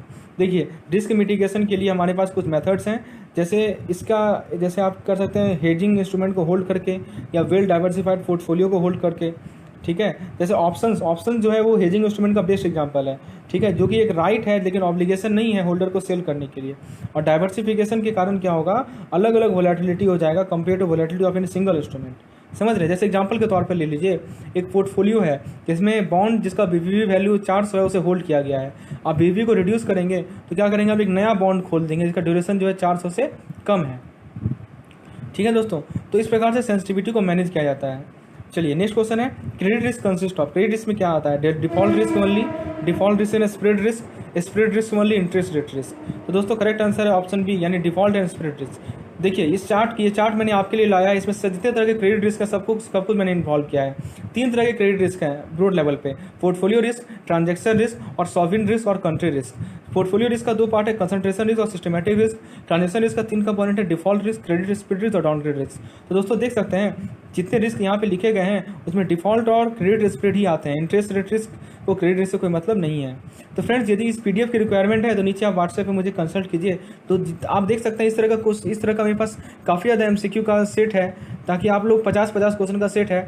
Maximum तो मैं आप लोगों को यूट्यूब पे नहीं ला पा रहा हूँ, लेकिन मैंने अपने मेंबर्स को बहुत सारे सेट प्रोवाइड किए हैं उनमें से। चलिए 44 नंबर क्वेश्चन है हमारा, concentration is in one unit in one industry leads to A higher return, B higher non systematic risk, C lower risk और डी है लोअर रिटर्न। दोस्तों एक इंडस्ट्री में यदि कंसंट्रेशन होगा उसके कारण पता है, उसके कारण आपका हायर नॉन सिस्टमेटिक रिस्क होगा। तो देखिए होता क्या है, एक पोर्टफोलियो जो है excessive concentration in a particular time investment से सफ़र कर सकता है, जिसके कारण क्या हो गया कि पोर्टफोलियो का ओवरऑल एक्सपोजर जो है बढ़ जाएगा एक पार्टिकुलर रिस्क के लिए, और इस तरह के रिस्क को हम लोग कहते हैं कंसंट्रेशन रिस्क। 45वां नंबर क्वेश्चन है, डाइवर्सिफिकेशन का क्या एडवांटेज है। पहला, डाइवर्सिफिकेशन के कारण एक्सपोजर बढ़ जाता है इन्वेस्टमेंट के लिए, जो कि अच्छा है। दूसरा, डाइवर्सिफिकेशन के कारण नॉर्मल रिटर्न मिलता है। तीसरा, डाइवर्सिफिकेशन रिस्क को घटाता है। और चौथा, नन ऑफ द अबव। तो दोस्तों डाइवर्सिफिकेशन रिस्क को घटाता है। Credit spread risk increases when company become more profitable, यानी क्रेडिट स्प्रेड रिस्क ज़्यादा बढ़ जाता है जब कंपनी ज़्यादा प्रॉफिटेबल होता है। ट्रू या फॉल्स? करेक्ट आंसर है फॉल्स। जब कंपनी ज़्यादा प्रॉफिटेबल होगा तो फाइनेंशियल हेल्दियर होगा और उस प्रकार से अपनी क्रेडिट स्प्रेड रिस्क को घटाएगा, तो रिस्क बढ़ेगा नहीं घटेगा। चलिए उसके बाद 747 यहाँ पे देख सकते हैं क्रेडिट रिस्क के बारे में। Credit link road help to reduce credit risk. जो CLN होता है वो क्रेडिट रिस्क को घटाता है। ट्रू और फॉल्स? करेक्ट आंसर है ट्रू। जो CLN होता है दोस्तों वो क्रेडिट रिस्क को घटाता है, क्योंकि वो जो है जो ऑरिजिनेटर का बैलेंस शीट है उससे रिस्क को हटा देता है और उसे रिस्क को ट्रांसफर कर देता है लेटर को। ठीक है, देखिए इसके बारे में यहाँ डिटेल में लिखा गया है, इसको एक बार आप पढ़ लीजिएगा। जैसे मान लीजिए बैंक ने किसी कंपनी को पैसा दिया XYZ लिमिटेड को, तो जब लोन को इशू किया तो क्रेडिट लिंक लोन को इन्वेस्टर ने बाउट किया, तो interest rate on the loan is determined based on the credit risk of company XYZ। तो जो जिस कंपनी को लोन मिला है उसका जो क्रेडिट रेटिंग क्या है उसके बेसिस पे इंटरेस्ट रेट को डिसाइड की जाती है। और बैंक जो है फंड को जनरेट करती है CLN को इशू करके। किसे CLN इशू करती है? तो इन्वेस्टर को इशू करती है।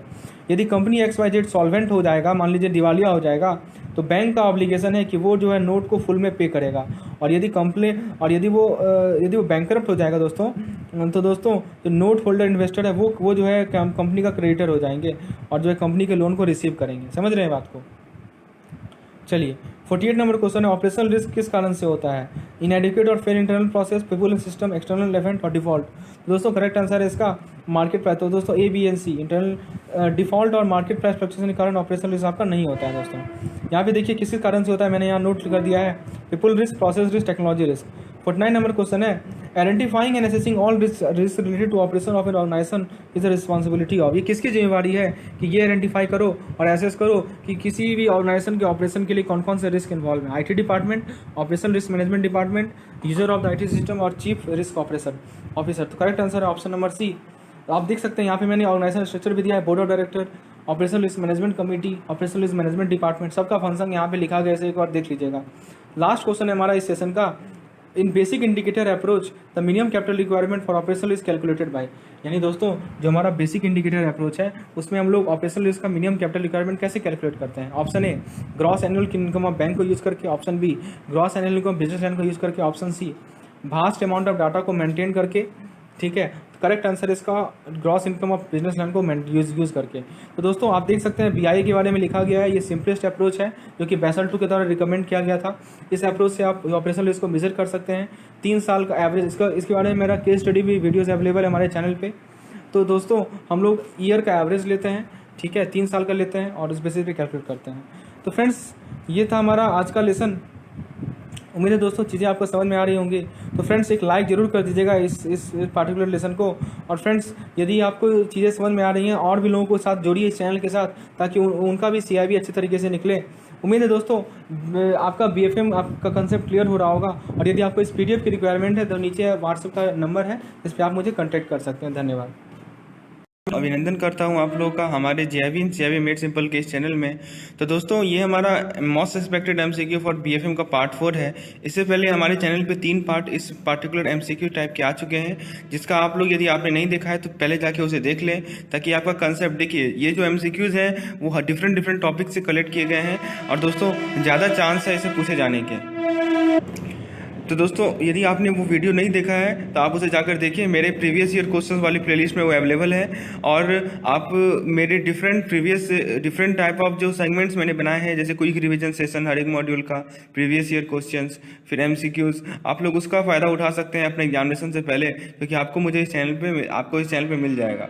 चलिए पहला क्वेश्चन देखते हैं, why should bank use advance measurement approach, यानी बैंक एडवांस मेजरमेंट अप्रोच को क्यों यूज करे।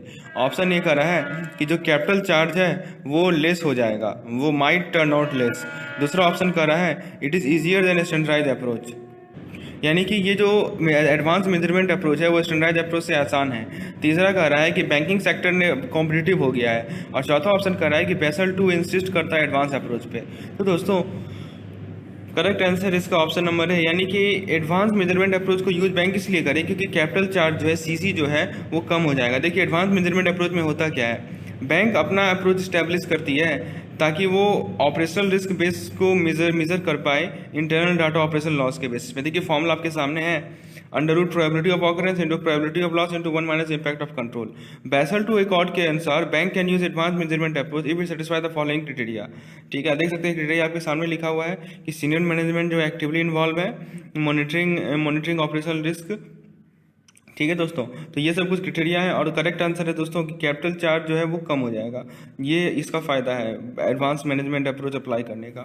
नेक्स्ट क्वेश्चन है हमारा, one of the main function of integrated treasury. Integrated treasury का मेन फंक्शन क्या है? ऑप्शन ए है liquidity management and cash source optimization, option B है new product development, option C है operational risk management, option D है none of the. दोस्तों ये जो क्वेश्चन हम लोग डिस्कस कर रहे हैं ये बेसिकली सिंगल मार्क्स क्वेश्चन है जो कि पूछे जाते हैं। तो और आपको पता होगा क्वेश्चन इस प्रकार से आते हैं, which of the following is correct. इनमें से 4 ऑप्शन दे देगा और इनमें से चारों ऑप्शन कंसेप्चुअल टाइप के होते हैं। ये लास्ट ईयर इसी प्रकार क्वेश्चन पूछा गया था एग्जामिनेशन में। जिन लोगों ने पिछले साल एग्जामिनेशन दिया होगा, अपीयर होंगे, उनको पता होगा कि पेपर का पैटर्न का लेवल क्या था। तो दोस्तों क्वेश्चन में पूछा गया है कि इंटीग्रेटेड ट्रेजरी का मेन फंक्शन क्या है, बताइए कौन सा फंक्शन है बताइए। तो दोस्तों करेक्ट आंसर इसका ऑप्शन नंबर ए, ये लिक्विडिटी को भी मैनेज करता है और कैश रिसोर्स को भी ऑप्टिमाइज करता है। ठीक है दोस्तों, देख सकते हैं यहाँ पे इंटीग्रेटेड ट्रेजरी का फंक्शन दिया हुआ है। पहला क्या है, कैश सोर्स का ऑप्टिमाइजेशन और लिक्विडिटी मैनेजमेंट। दूसरा क्या है, बैंक को एएलएम में असिस्ट करता है। तीसरा क्या है, रिस्क मैनेजमेंट। चौथा क्या है, डेरिवेटिव प्रोडक्ट का यूज प्रॉफिट मेकिंग के लिए। पांचवा है कॉर्पोरेट डिमांड को मीट करने के लिए। और छठा है हमारा कोऑर्डिनेशन ऑफ फाइनेंशियल फंक्शन। चलिए तो क्वेश्चन नंबर 3 को देखते हैं। The dealing room of the treasury look after settlement of contract with counter parties.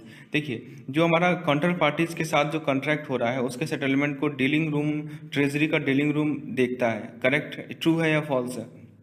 तो दोस्तों ये स्टेटमेंट फॉल्स है। ठीक है, देखिए फ्रंट ऑफिस डीलिंग रूम काम के बारे में बताता हूँ कि जो फ्रंट ऑफिस है वो चीफ डीलर के द्वारा हेड किया जाता है दोस्तों, और the dealer working under him take decision on buying and selling the product in the market, occasionally relying upon the market research report provided by the bank in house research department. तो dealer जो है, देखिए dealer के बारे में कुछ point लिखा हुआ है, तो ये कह रहा है कि डीलिंग रूम जो है वो कॉन्ट्रैक्ट के सेटलमेंट के बारे में देखता है काउंटर पार्टी के साथ, तो ये गलत है। देखिए यहाँ पे काम लिखा हुआ है डीलिंग रूम का। डीलिंग रूम का काम क्या है कि वो बाइंग और सेलिंग ऑफ प्रोडक्ट, जो मार्केट में प्रोडक्ट को आप बेच रहे हैं या खरीद रहे हैं, ठीक है, मार्केट रिसर्च के बेसिस पे उस पर वो ध्यान रखता है, उस पर वो डिसीजन लेता है दोस्तों। ठीक है, वो काउंटर पार्टी से डील नहीं करता है। नेक्स्ट क्वेश्चन है हमारा question number 4, the integrated treasury has evolve as result of globalisation process.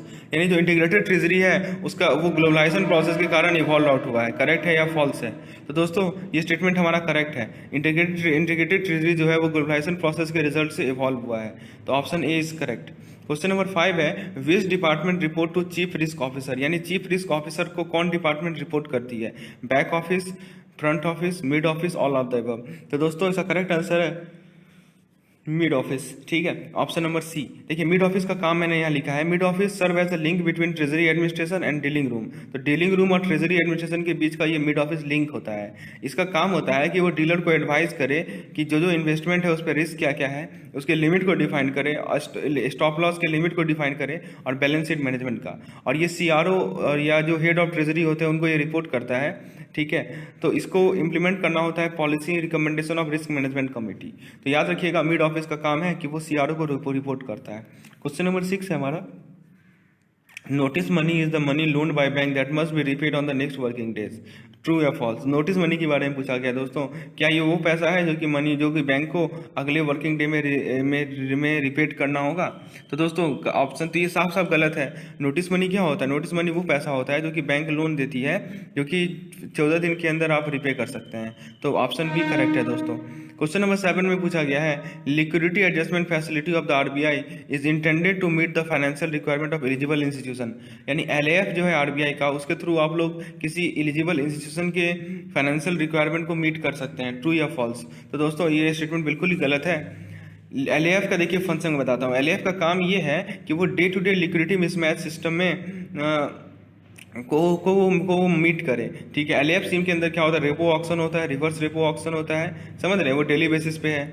तो ये नहीं है कि आप फाइनेंशियल रिक्वायरमेंट को मीट कर रहे हैं, ये है day to day liquidity mismatch को जो आपको मीट करना है दोस्तों। क्वेश्चन नंबर 8 में पूछा गया है कॉर्पोरेट डेब्ट paper is a form of non SLR security, true या फॉल्स। तो जो सीडीआर होता है, सीडी होता है कॉर्पोरेट डेब्ट पेपर, वो एक तरह का नॉन एसएलआर सिक्योरिटी है। ये ट्रू है या फॉल्स है? करेक्ट आंसर है ट्रू है। देखिए कॉर्पोरेट डेब्ट पेपर नॉन एसएलआर सिक्योरिटी होता है और वो ज़्यादा लिक्विड होता है। क्यों? क्योंकि वो एक्टिवली ट्रेड किया जाता है सेकेंडरी मार्केट में। दोस्तों यदि आपको इसके बारे में डिटेल में जानना है तो मेरे एक क्विक रिवीजन सेशन अवेलेबल है बीएफएम के मॉड्यूल सी का। 30 मिनट लगेगा, पूरा का पूरा मॉड्यूल आप रिवाइज कर लीजिएगा, सारे इंपॉर्टेंट पॉइंट्स को आप देख लीजिएगा। तो उसे जाकर आप देख सकते हैं, मेरे एक प्लेलिस्ट बना हुआ है मेरे चैनल में, quick revision of ABM and BFM का, उसमें सब कुछ अवेलेबल है, ए का, बी का, सी का, डी का, चारों मॉड्यूल का आपको क्विक रिवीजन सेशन अवेलेबल है, जिससे आप चीज़ों को फास्टली रिवाइज कर सकते हैं। तो दोस्तों कॉर्पोरेट डेब्ट पेपर बेसिकली हमारा एक नॉन एसएलआर सिक्योरिटीज़ होता है और वो बहुत ज़्यादा ही लिक्विड होता है क्योंकि उसे सेकेंडरी मार्केट में एक्टिवली ट्रेड किया जाता है दोस्तों। और टायर 2 कैपिटल बॉन्ड जो है वो बैंक इशू करती है, वो हमारा इसी नॉन एसएलआर सिक्योरिटी के अंदर ही आता है। ठीक है, तो दोस्तों क्वेश्चन में क्या पूछा गया था? नॉन एसएलआर सिक्योरिटी का पार्ट है, बिल्कुल सही है। क्वेश्चन नंबर 9 है एक बॉन्ड होल्डर है, वो बॉन्ड को शेयर में यदि शेयर में कन्वर्ट कर देगा यदि मार्केट प्राइस शेयर का है वो एक्सरसाइज प्राइस से कम है, ट्रू या फॉल्स। तो दोस्तों इसका करेक्ट आंसर है फॉल्स। देखिए इसका रीजन मैं बताता हूँ। एक तरह का बॉन्ड होता है इसे कन्वर्टेबल बॉन्ड कहते हैं। ये जो बॉन्ड है वो क्या होता है, उसमें इनिशियली में रेगुलर पेमेंट ऑफ कूपन हम लोग देते हैं और प्रिंसिपल और कूपन का रेगुलर पेमेंट हम लोग देते हैं। लेकिन बैंक होल्डर जो है उसे उस शेयर को इक्विटी शेयर में, देखिए कंपनी के इक्विटी शेयर में कन्वर्ट कर सकता है यदि वो चाहता है तो देखिए बॉन्ड होल्डर क्या करेगा, बॉन्ड को शेयर में तब कन्वर्ट करता है जब शेयर का जो मार्केट प्राइस है वो एक्सरसाइज प्राइस से ज़्यादा है। अब बोलिए एक्सरसाइज प्राइस क्या होता है? तो एक्सरसाइज प्राइस वो प्राइस है जो कि इशूअर को बॉन्ड होल्डर को देना होता है। ठीक है, तो जब जिस केस में market price of share is greater than exercise price, तो उस केस में वो बॉन्ड को शेयर में कन्वर्ट करता है। ठीक है, और ये एडवांटेजेस है इसलिए इशूअर के लिए कि coupon payment on the bond are lower for the company, thereby reducing डेब्ट financing cost due to equity side of bond. चलिए क्वेश्चन नंबर 10 को देखते हैं, मैच द फॉलोइंग। तो देखिए फॉरेन एक्सचेंज मैनेजमेंट मार्क्स के सामने स्वैप्स लिखा हुआ है, मनी मार्केट के सामने सर्टिफिकेट ऑफ डिपॉजिट लिखा गया है, सिक्योरिटी मार्केट के सामने डिवेंचर एंड बॉन्ड्स लिखा गया है, डोमेस्टिक एंड ग्लोबल मार्केट के सामने एक्सटर्नल कमर्शियल बॉन्डिंग लिखा हुआ है। तो दोस्तों ये बिल्कुल करेक्ट है, सामने सामने जो लिखा हुआ है करेक्ट है, यानी स्वैप जो है वो फॉरेन एक्सचेंज मार्केट का कंपोनेंट है, सीओडी यानी मनी मार्केट का कंपोनेंट है, डिवेंचर एंड बॉन्ड हमारा सिक्योरिटीज मार्केट का है और एक्सटर्नल कमर्शियल बॉन्डिंग हमारा डोमेस्टिक एंड ग्लोबल मार्केट का है। तो ये 4 तरह के मार्केट है, इसके बारे में हमको पता होना चाहिए। और इनके क्या क्या आपका देखिए ट्रेजरी प्रोडक्ट वाले टॉपिक में मैंने सभी चीज़ों को डिस्कस किया है दोस्तों। आपको यदि इसके बारे में और डिटेल में जानना है तो मेरे पीएफएम मॉड्यूल सी के प्लेलिस्ट में चले जाइए, वहाँ पे ट्रेजरी प्रोडक्ट का एक चैप्टर मैंने बनाया है, 2 वीडियोस बनाए हैं उसमें मैंने और जितने भी प्रोडक्ट्स है सभी को मैंने अच्छे तरीके से एक्सप्लेन किए हैं, तो आप वहाँ जाके उस चीज़ों को समझ सकते हैं। 11वें नंबर क्वेश्चन में पूछा गया है कि middle office is responsible for deal done by the front office. जो डील फ्रंट ऑफिस ने किया है उसके लिए जिम्मेवारी मिडिल ऑफिस की है, ट्रू या फॉल्स। तो दोस्तों इसका आंसर है फॉल्स। क्यों? क्योंकि मिड ऑफिस का देखिए मैंने यहाँ जिम्मेवारी लिखा है, वो रिस्पॉन्सिबल होता है रिस्क मैनेजमेंट के लिए और मैनेजमेंट इन्फॉर्मेशन सिस्टम के लिए। और देखिए कुछ रिस्पॉन्सिबिलिटी दिया हुआ है, वो रिस्क लिमिट से कॉम्प्लायंस को मॉनिटर करता है, रेगुलेटरी रिक्वायरमेंट के कॉम्प्लायंस को इंश्योर करता है, daily mark to market valuation करता है ट्रेजरी पोजीशन का, और प्राइसिंग ऑफ ट्रेजरी प्रोडक्ट का वेरिफिकेशन करता है। ठीक है, वो जो है ओवरऑल रिस्क प्रोफाइल ट्रेजरी का मेंटेन करता है दोस्तों। चलिए क्वेश्चन नंबर 12 में कहा गया है कि stop loss limits the loss of a bank, true या फॉल्स। तो दोस्तों करेक्ट आंसर है ट्रू। स्टॉप लॉस लिमिट जो है बैंक के लॉस को लिमिट करता है दोस्तों। ठीक है, देखिए इसका काम मैं समझाता हूँ। स्टॉप लॉस लिमिट बेसिकली क्या शो करता है कि किसी भी ट्रेडिंग ऑपरेशन के फाइनल स्टेज को शो करता है। जब मार्केट एडवर्सली मूव कर रहा होगा तो ओपन पोजीशन लॉस में आ जाता है। एक डीलर कुछ समय के लिए वेट करेगा मार्केट पोजीशन को चेंज करने के लिए, लेकिन मार्केट यदि नहीं टर्न हुआ तो डीलर हमेशा तक वेट कर नहीं सकता है। समझ रहे हैं बात को? तो लॉस विल एक्यूमुलेट, ऑब्वियसली बात है लॉस एक्यूमुलेट होगा, और उसको रोकने के लिए बैंक मैनेजमेंट क्या करती है कि स्टॉप लॉस लिमिट सेट करती है, जो कि लॉस के लिमिट को उस हद तक सेट कर दे जितना अमाउंट बैंक एब्जॉर्ब कर सकती है। और देखिए एक डील के लिए स्टॉप लॉस लिमिट को प्रिस्क्राइब किया जाता है, एक दिन के लिए प्रिस्क्राइब किया जाता है, एक महीने के लिए किया जाता है, या पर ईयर के लिए किया जाता है। और स्टॉप लॉस उन सिक्योरिटी में अलग अलग मैनर में लगता है, जैसे price movement in security are larger, more irregular and less liquid. तो दोस्तों क्वेश्चन में क्या कहा गया था कि स्टॉप लॉस जो है हमारा वो बैंक के लॉस को लिमिट करता है। तो बिल्कुल सही बात है, वही तो मैंने देखा है स्टॉप लॉस लिमिट। बहुत इंपॉर्टेंट टॉपिक है दोस्तों, स्टॉप लॉस से क्वेश्चन बार बार पूछा जाता है। 13 नंबर क्वेश्चन में पूछा गया है exposure limit are fix to counterparties as per their net worth. यानी जो काउंटर पार्टीज होते हैं उनके लिए एक्सपोजर लिमिट उनके नेटवर्थ के अकॉर्डिंगली फिक्स किया जाता है, ट्रू या फॉल्स। तो दोस्तों बिल्कुल सही ऑप्शन है, ये तो बिल्कुल सही है। देखिए यहाँ पे मैंने समझाया है एक्सपोजर लिमिट को प्लेस में इसलिए रखा गया है ताकि बैंक को क्रेडिट रिस्क से बचाया जा सके, और एक्सपोजर लिमिट को फिक्स किया जाता है foreign exchange and money market broker for avoiding business concentration. Example के तौर पर ले लीजिए, the position could be for overnight और for longer duration such as 3 months और even more. All limits are reviewed at least once in a year. Credit risk with respect to treasury can be split into default risk and settlement risk. Question number 14 में पूछा गया है, liquidity risk refers to huge volume of goods in the market, true और false. तो liquidity risk के अंदर जो है मार्केट जो गुड्स अवेलेबल है मार्केट में उसका ह्यूज वॉल्यूम आता है, ये सही है गलत है? तो दोस्तों ये बिल्कुल गलत ऑप्शन है। लिक्विडिटी रिस्क में कैश फ्लो का मतलब है, जैसे मान लीजिए एक ट्रेजरर ने 5 ईयर का बॉन्ड परचेस किया, ये एज्यूम करते हुए कि प्राइस चला जाएगा ऊपर, तो वो क्या कर सकता है, वो उस समय सेल कर देगा उसे ताकि उसे प्रॉफिट हो जाए। लेकिन यदि मान लीजिए बॉन्ड मार्केट कोलैप्स कर गया और ट्रेजरर जो है बॉन्ड को सेल नहीं कर पाया, तो उसे लिक्विडिटी रिस्क को फेस करना पड़ेगा। The treasurer would be force to borrow fund from the market और फ्रॉम द बैंक। वो फोर्स हो जाएगा कि वो फंड जो है बोरो करे मार्केट से या बैंक से, और यदि वो फंड को रिपे करने में फेल कर गया तो लिक्विडिटी रिस्क ट्रांसलेट हो जाएगा इंटरेस्ट रेट रिस्क में। समझ रहे हैं बात को? तो लिक्विडिटी रिस्क का मतलब ये नहीं हुआ कि आपके मार्केट में ह्यूज वॉल्यूम ऑफ गुड्स है। लिक्विडिटी रिस्क का रेफर होता है कैश फ्लो से, ठीक है, जो कि मैंने यहाँ पे समझा दिया। 15 नंबर क्वेश्चन है, 15 नंबर क्वेश्चन है, the value of derivative is determined by the. Derivative का वैल्यू कौन डिटरमाइन करता है? A value of the underlying asset, B notional payment amount, C FIMMDA और डी फिडई। तो दोस्तों करेक्ट आंसर है A value of the underlying asset. देखिए derivative होता क्या है? डेरिवेटिव एक तरह का फाइनेंशियल इंस्ट्रूमेंट है जो कि अपना वैल्यू डिराइव करता है अंडरलाइंग एसेट से। अब अंडरलाइंग एसेट करेंसी हो सकता है, इक्विटी हो सकता है, डेब्ट बॉन्ड, कमोडिटीज और सेंसेक्स भी हो सकते हैं दोस्तों। यदि डेरिवेटिव जो है अंडरलाइंग एसेट इक्विटी है तो उसे इक्विटी डेरिवेटिव कहेंगे, और डेरिवेटिव एक तरह का कॉन्ट्रैक्ट होता है जिसका पे ऑफ डिपेंड करेगा बेंचमार्क सेट पे जो सेट किया गया है उस पे। तो डेरिवेटिव फॉरवर्ड हो सकता है, फ्यूचर्स हो सकता है, ऑप्शंस हो सकता है, स्वैप्स हो सकते हैं। 60 नंबर क्वेश्चन में कहा गया है, one of the essential difference between OTC and exchange traded derivative is that. OTC यानी ओटीसी डेरिवेटिव और हमारा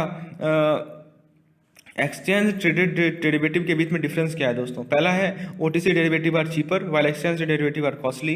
दूसरा है OTC derivative are for customer while exchange derivative are for banks. तीसरा है in OTC the counter part risk is prominent whereas in exchange traded derivative the counter part risk totally absent. चौथा है OTC derivative are for hedging risk while exchange traded derivative are for use for speculation. तो correct answer है दोस्तों option number C. तो OTC है over the counter. Over the counter derivative जो है एक तरह का कॉन्ट्रैक्ट होता है जो कि दो पार्टीज के बीच में डायरेक्टली ट्रेड किया जाता है विदाउट गोइंग थ्रू एक्सचेंज और अदर इंटरमीडिएटरी। मतलब डायरेक्टली दो पार्टी के बीच में क्या होगा, आपका ट्रेडिंग होगा, ठीक है। जैसे फॉरवर्ड्स हुआ, स्वैप्स हुआ, ऑप्शंस हुआ, ये जो है ट्रेड किया जाता है over the counter, OTC derivative है। और ओटीसी डेरिवेटिव जो है लार्जेस्ट मार्केट है डेरिवेटिव का, और ये अनरेगुलेटेड है विद रिस्पेक्ट टू डिस्क्लोजर और information between parties. They are subject, इसीलिए इसमें काउंटर पार्टी रिस्क होने की संभावनाएं हैं, क्योंकि तब हो सकती है जैसे मान लीजिए कि as counter parties rely to, हाँ, तो काउंटर पार्टी एक दूसरे पे विश्वास रखते हैं परफॉर्म करने के लिए, और यदि नहीं हुआ विश्वास तो ऑब्वियस सी बात है वहाँ पे रिस्क तो रहेगा ही काउंटर पार्टी रिस्क का। जैसे मान लीजिए एक बैंक है, वो फॉरवर्ड कॉन्ट्रैक्ट अपने कस्टमर को ऑफर कर रहा है sale of USD on future date, तो ये एक तरह का ओटीसी ओवर द काउंटर है। और उसके अपोजिट आपका जो एक्सचेंज ट्रेडेड डेरिवेटिव है वो कॉन्ट्रैक्ट वैसा होता है जो कि ट्रेड किया जाता है स्पेशलाइज्ड डेरिवेटिव एक्सचेंज या अदर एक्सचेंज के द्वारा। तो उसमें आपकी देखिए ऑप्शन नंबर सी में क्या कहा गया है कि इसीलिए ओटीसी में आपका काउंटर पार्टी रिस्क प्रोमिनेंट होता है, जबकि एक्सचेंज ट्रेडेड डेरिवेटिव में काउंटर पार्टी रिस्क एब्सेंट होता है। और दोस्तों यदि आपको इसके बारे में डिटेल में जानना है तो मेरे बीएफएम मॉड्यूल सी के प्लेलिस्ट में चले जाइए, वहाँ पे मैंने एक चार्ट के थ्रू, एक टेबल के थ्रू आपको ओटीसी और टीएफए में डिफरेंस बताया दोस्तों, उसे भी आप जाके देख सकते हैं। नेक्स्ट क्वेश्चन है हमारा, और यदि आपको इस पीडीएफ की रिक्वायरमेंट है तो नीचे आप मुझे व्हाट्सएप पे कंसल्ट कर सकते हैं, उसका नंबर आपको डिस्क्रिप्शन में मिल जाएगा। फ्री करेंसी के केस में फॉरवर्ड प्रीमियम और डिस्काउंट जो है वो exactly equal to difference between, तो जो फॉरवर्ड प्रीमियम हो या फॉरवर्ड डिस्काउंट हो वो किसके बीच का डिफरेंस होता है? ए ऑप्शन है risk free interest rate and two currencies, B option है inflation rates in both the country, C option है spot rate and term rate, D option है the LIBOR and RBI reference rate. तो दोस्तों correct answer है A, यानी कि risk free interest rate of two currency, इसीलिए नाम रखा गया इसका फ्री करेंसी। 18 नंबर क्वेश्चन है, put money is the money which. Put money क्या होता है दोस्तों? When strike price less than market price, strike price is more than market price is equal to strike price, a put option can never be in money. Option B correct है दोस्तों, strike price जो है market price से ज़्यादा होगा। देखिए यहाँ पे मैंने समझाया है, कॉल ऑप्शन होता है जो एक बायर को राइट दे देता है कि वो अंडरलाइंग एसेट को खरीदे एक स्पेसिफिक डेट पे, कोई ऑब्लिगेशन नहीं है। और पुट ऑप्शन में होता है कि वो बायर को राइट देता है कि वो अंडरलाइंग एसेट को बेचे। अब देखिए in the money, out the money, at the money. In the money में क्या होगा, पॉजिटिव कैश फ्लो होगा बायर को, ठीक है। जैसे मान लीजिए कि इन द मनी तब होता है जब स्पॉट प्राइस यानी market price at that time is higher than the strike price. Out of money कब होगा, आउट ऑफ मनी होगा कि जो है नेगेटिव कैश फ्लो दे बोरोवर को। जैसे ये तब होगा जब जो आउट ऑफ मनी तब होता है जब स्पॉट प्राइस जो है वो स्ट्राइक प्राइस से लोअर हो। और एट द मनी क्या होगा, जब जीरो कैश फ्लो दे बायर को, यानी कि ये तब होता है जब स्पॉट प्राइस और स्ट्राइक प्राइस बराबर होता है, ठीक है। और जिस ऑप्शन में कोई कंडीशन इंक्लूड नहीं है उसे प्लेन वैनिला ऑप्शन कहते हैं, ठीक है दोस्तों। ये सब ध्यान रखिएगा। तो इस क्वेश्चन में क्या पूछा गया है, इस क्वेश्चन में आपसे पूछा गया है कि put option in the money. तो इन द मनी मैंने क्या बताया, देखिए दोस्तों, इन द मनी में मैंने ये बताया है कि जो हमारा स्पॉट प्राइस है वो स्ट्राइक प्राइस से ज़्यादा होगा, ठीक है। तो दोस्तों यहाँ पे ध्यान रखिएगा कि ये चीज़ जो मैंने लिखा है ये कॉल ऑप्शन के लिए लिखा है और पुट ऑप्शन के लिए इसका अपोजिट होता है, ठीक है दोस्तों। तो ये बात को ध्यान रखना है आपको। फॉरवर्ड और एक्सचेंज ट्रेडेड प्रोडक्ट, ट्रू और फॉल्स। दोस्तों अभी हम लोगों ने देखा था कि जो हमारा फॉरवर्ड, फ्यूचर, ऑप्शन, स्वैप्स, ये सभी के सभी हमारे डेरिवेटिव प्रोडक्ट होते हैं, ये ETF नहीं होते हैं दोस्तों। 20 नंबर क्वेश्चन में पूछा गया है, in future contract the parties have the right to buy और sell underlying asset but not the obligation to do so. यानी फ्यूचर कॉन्ट्रैक्ट में जो पार्टीज इन्वॉल्व होते हैं उनके पास एक राइट होती है खरीदने या बेचने की किसी अंडरलाइंग एसेट को, लेकिन कोई ऑब्लिगेशन नहीं होती। ये सही है गलत है दोस्तों, ये गलत है। ये हमारा था किस केस में, ये हमारा था ऑप्शन के केस में। फ्यूचर कॉन्ट्रैक्ट में ऐसा नहीं है दोस्तों। चलिए देखिए फ्यूचर्स के बारे में जान लीजिए। फ्यूचर कॉन्ट्रैक्ट एक तरह का स्टैंडर्डाइज कॉन्ट्रैक्ट होता है दो पार्टीज के बीच में, ताकि वो specified asset of standardise quantity को एक्सचेंज कर सके। देखो इसका जो प्राइस होता है वो आधी एग्री किया जाएगा और स्पेसिफिक फ्यूचर डे को पे किया जाएगा विच इज डिलीवरी डेट। और दोस्तों अंडरलाइंग एसेट जो होता है वो कमोडिटीज नहीं होता है, ठीक है। और तो यही कहा गया था कि इसमें ऑब्लिगेशन ऐसा नहीं है कि ऑब्लिगेशन नहीं है, ऑब्लिगेशन है, ठीक है। अब नेक्स्ट क्वेश्चन है, which of the following does not fall under ALM risk. इनमें से कौन सा ALM रिस्क के अंदर नहीं आता है। A, deposit rate come down because of competition के कारण डिपॉजिट रेट घट जाता है। B, लिक्विडिटी कम हो जाता है जिसके कारण बैंक को एसेट बेचना पड़ता है चीप प्राइस पे। C, बैंक में फ्रॉड आ जाता है जिसके कारण बैंक का रेपुटेशन लॉस्ट होता है। D, इन्वेस्टमेंट इन बॉन्ड में जो इन्वेस्टमेंट होता है वो जो है नेगेटिवली अफेक्ट करती है इंटरेस्ट रेट मूव के कारण। दोस्तों करेक्ट आंसर इसका ऑप्शन नंबर C। ये जो रेपुटेशन जो फ्रॉड वाला केस है वो ALM से कोई मतलब नहीं है। देखिए ए बैंक का जो ALM है और रिस्क मैनेजमेंट एक्टिविटीज़ है वो रिस्क को हेज करता है ताकि बैंक को शील्ड कर सकते हैं IRR से, क्रेडिट रिस्क है, लिक्विडिटी रिस्क है। लेकिन ऑपरेशनल रिस्क का यहाँ पे कोई जवाब नहीं है। जो ऑप्शन C में लिखा गया है वो बेसिकली हमारा ऑपरेशनल रिस्क है। समझ रहे हैं बात को, ठीक है। तो ये सब बात को आपको ध्यान रखना होगा। जो हमारा इंटरेस्ट रेट स्वैप है, IRS, फ्यूचर्स, ऑप्शंस, ये सब बेसिकली कमोडिटीज़ हैं, तो हेजिंग के लिए इसका काम आता है दोस्तों। 22 नंबर क्वेश्चन में पूछा गया है, the department responsible for creating policies regarding ALM। आखिर कौन से डिपार्टमेंट है जो कि ALM से रिलेटेड पॉलिसीज को बनाती है। पहला है रिस्क मैनेजमेंट डिपार्टमेंट, दूसरा है मिड ऑफिस, तीसरा है ट्रेजरी डिपार्टमेंट, चौथा है ALCO। दोस्तों करेक्ट आंसर इसका ऑप्शन नंबर D यानी ALCO, एसेट लायबिलिटी। तो दोस्तों ALCO के बारे में डिटेल में आप देख सकते हैं। ALCO का काम है कि वो जो है रिस्क को हेज करे, लिमिटिंग एक्सपोजर को लिमिट करके और डिजायर एसेट लायबिलिटी मैच को मेंटेन करके। अब देखिए कुछ पॉलिसीज कौन कौन से लेते हैं। ALM का पॉलिसी हुआ, लिक्विडिटी पॉलिसी हुआ, इन्वेस्टमेंट हुआ, डेरिवेटिव हुआ, फॉरेक्स एंड ट्रेजरी हुआ, ट्रांसफर प्राइसिंग हुआ। ये सभी के सभी पॉलिसीज हमारे ALCO के अंदर आते हैं। अब देखिए अगला क्वेश्चन वही पूछा गया है, इनमें से कौन सा जो है ALCO के प्रीव्यू में नहीं फॉल करता है, does not fall. Liquidity management, operational efficiency, currency exposure, transfer pricing. ऊपर लिखा हुआ है दोस्तों लिक्विडिटी मैनेजमेंट है, ऑपरेशनल एफिशिएंसी, करेंसी एक्सपोजर और ट्रांसफर प्राइसिंग है। तो दोस्तों ऑपरेशनल एफिशिएंसी नहीं है, तो करेक्ट आंसर है इसका ऑप्शन नंबर C। याद रखिएगा ऑपरेशनल रिस्क से ALM को कोई मतलब नहीं है। दोनों क्वेश्चन में यही कॉन्सेप्ट को एक्सप्लेन किया गया है। नेक्स्ट क्वेश्चन है, which are the following statement is correctly represent the capital. इनमें से कौन सा स्टेटमेंट जो है कैपिटल को करेक्टली रिप्रेजेंट करता है। पहला है कि कैपिटल जो है वो फंडिंग का लॉन्ग टर्म सोर्स है। दूसरा है कि ये पेएबल होता है जब कुछ इवेंट होता है तब। तीसरा ऑप्शन है कि ये जो है बोरोइंग, बैंक का बोरोइंग को रिप्रेजेंट करता है दूसरे बैंक से और ये मार्केट में इशू किया जाता है। और चौथा ऑप्शन है दोस्तों, तीन ऑप्शन है इसमें। तो देखिए कैपिटल बेसिकली जो है शेयर होल्डर या ऑनर स्टेक को शो करता है दोस्तों। कैपिटल क्या शो करता है, शेयर होल्डर या ऑनर के स्टेक को। कैपिटल को आप तभी भी ड्रॉ कर सकते हैं जब आप सभी लायबिलिटीज को पे कर लिए, इसीलिए इसे long term source of funding को कंसीडर किया जाता है दोस्तों। समझ रहे हैं बात को, ये तभी पे किया जाए, तभी आप निकाल सकते हैं जब आप सारे के सारे लायबिलिटीज को आप पे कर दिए हैं। तो ऑप्शन ये तो बिल्कुल करेक्ट है दोस्तों। चलिए उसके बाद क्या लिखा हुआ है पढ़िए, capital level can fluctuate depending on profit and losses made by the bank in trading and non trading business. The RBI prescribe minimum capital requirement for bank. तो RBI प्रिस्क्राइब करती है मिनिमम कैपिटल रिक्वायरमेंट। चलिए, तो option A correct है उस question का। Which are the following is true, इनमें से कौन सा ट्रू है? एक high economic equity ratio increases the probability of bank sustenance, a high NIM negatively impact the bank health, the higher the proportion of NPA to total asset, the worse is the bank financial health. D, NPAs are asset that have not paid interest in last 150 days. तो दोस्तों कौन सा correct है ये पूछा गया है। तो दोस्तों ए और सी करेक्ट है ऑप्शन। आइए मैं समझाता हूँ। पहले बात करते हैं इकोनॉमिक इक्विटी रेशियो का। ये बेसिकली रेशियो होता है economic value of equity to total asset, यानी नंबरेटर में हम लोग इक्विटी का इकोनॉमिक वैल्यू लिखेंगे और डिनोमिनेटर में हम लोग टोटल एसेट लिखेंगे। यदि हाई इकोनॉमिक इक्विटी रेशियो है वो हमारे बैंक सस्टेनेंस की प्रोबेबिलिटी को बढ़ा देती है। एग्जाम्पल ले सकते हैं आप ग्रेट इंडियन बैंक का, उसका वैल्यू ऑफ इक्विटी 100 करोड़ था और इकोनॉमिक इक्विटी रेशियो कितना हो जाएगा 100/1300। ठीक है, टोटल एसेट उसका 1300 है तो 7.69। तो ये बहुत हाई नंबर नहीं है, लेकिन जो एसेट जो उसके बैंक में मेजोरिटी ऑफ एसेट है उसको कंसीडर किया जाए तो वो लेवल्स इनफ है सस्टेनेंस के लिए। तो याद रखिएगा इकोनॉमिक इक्विटी रेशियो सस्टेनेंस को शो करती है। तो ऑप्शन ए तो बिल्कुल करेक्ट है। उसके बाद दोस्तों एनआईएम की बात करते हैं। एनआईएम होता है interest income minus interest expense.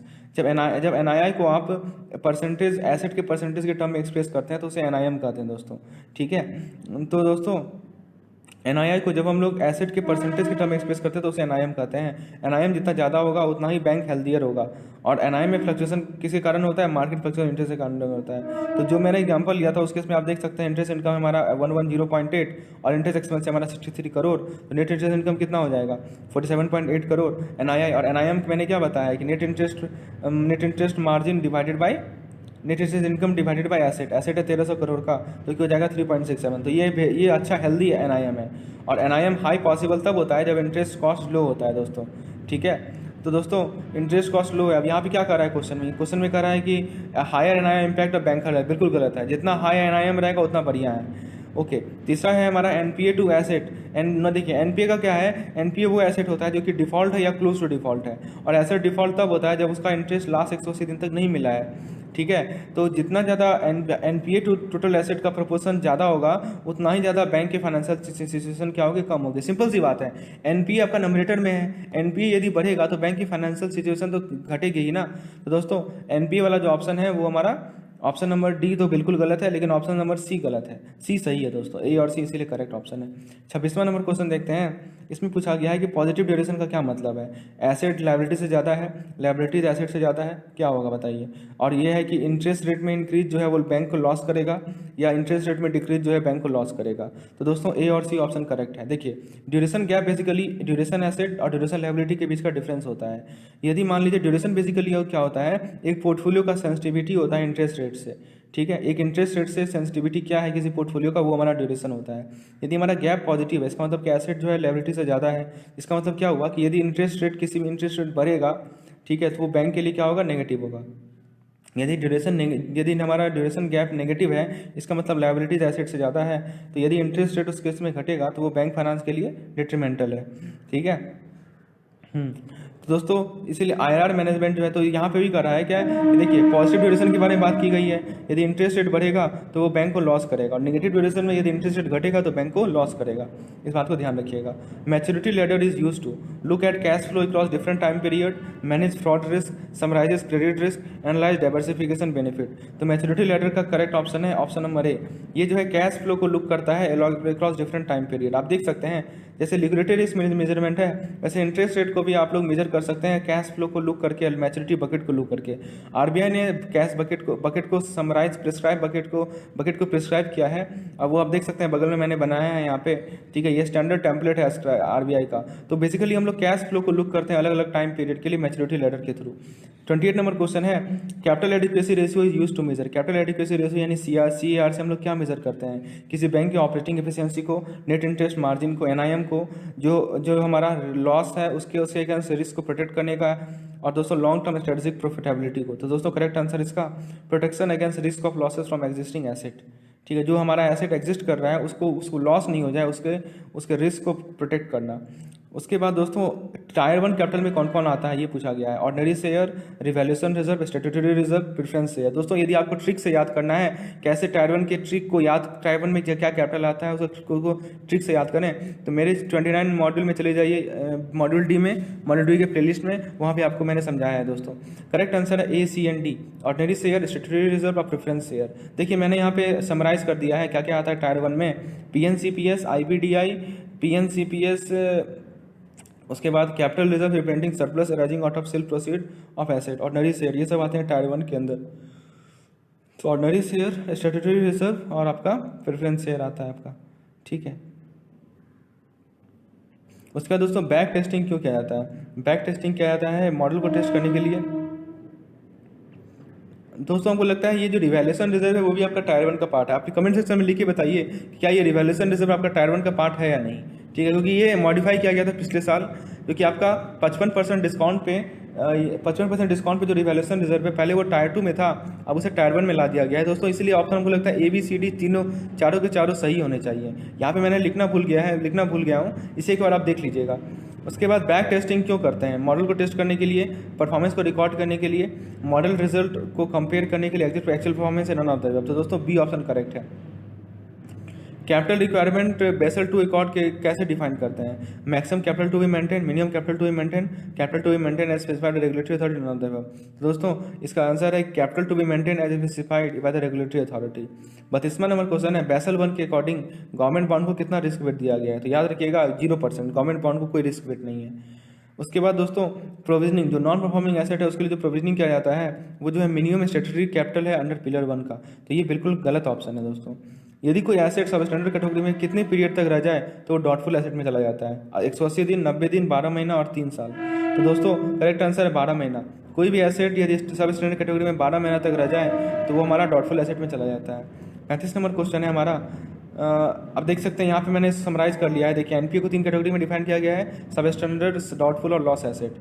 तो सब स्टैंडर्ड में क्या होता है 12 या 12 महीना से कम तक वो एसेट सब स्टैंडर्ड रहता है, कोई एनपीए रहता है तो उसे सब स्टैंडर्ड एसेट कहते हैं, ठीक है। डॉटफुल कब होता है? जब वो सब स्टैंडर्ड कैटेगरी जो हो गया है 12 महीने से ज़्यादा के लिए हो गया तो डॉटफुल होगा, और उसके बाद जो डिफॉल्ट हो गया है वो हमारा लॉस एसेट हो जाता है। यदि डॉटफुल एसेट जो डॉटफुल कैटेगरी में रहेगा 2 साल तक तो वो कितना प्रोविजनिंग अट्रैक्ट करता है? दोस्तों correct answer option number C. देखिए प्रोविजनिंग रिक्वायरमेंट के बारे में दिया हुआ है 1 साल तक 20%, 1 से 3 साल तक 30% और 3 से ज़्यादा साल तक 100%, ठीक है। तो ये कह रहा है 2 साल तक, तो 2 साल तक 30% होगा। चलिए 36वां नंबर क्वेश्चन है RAROC को कैलकुलेट करने के लिए बैंक को क्या कंसिडर करना होगा? रिटर्न्स को, अपॉर्चुनिटी कॉस्ट ऑफ कैपिटल को, रिस्क बेस्ड कैपिटल को और लोन्स को। तो दोस्तों करेक्ट आंसर है A एंड B, यानी रिस्क रिटर्न्स को और रिस्क बेस्ड कैपिटल को।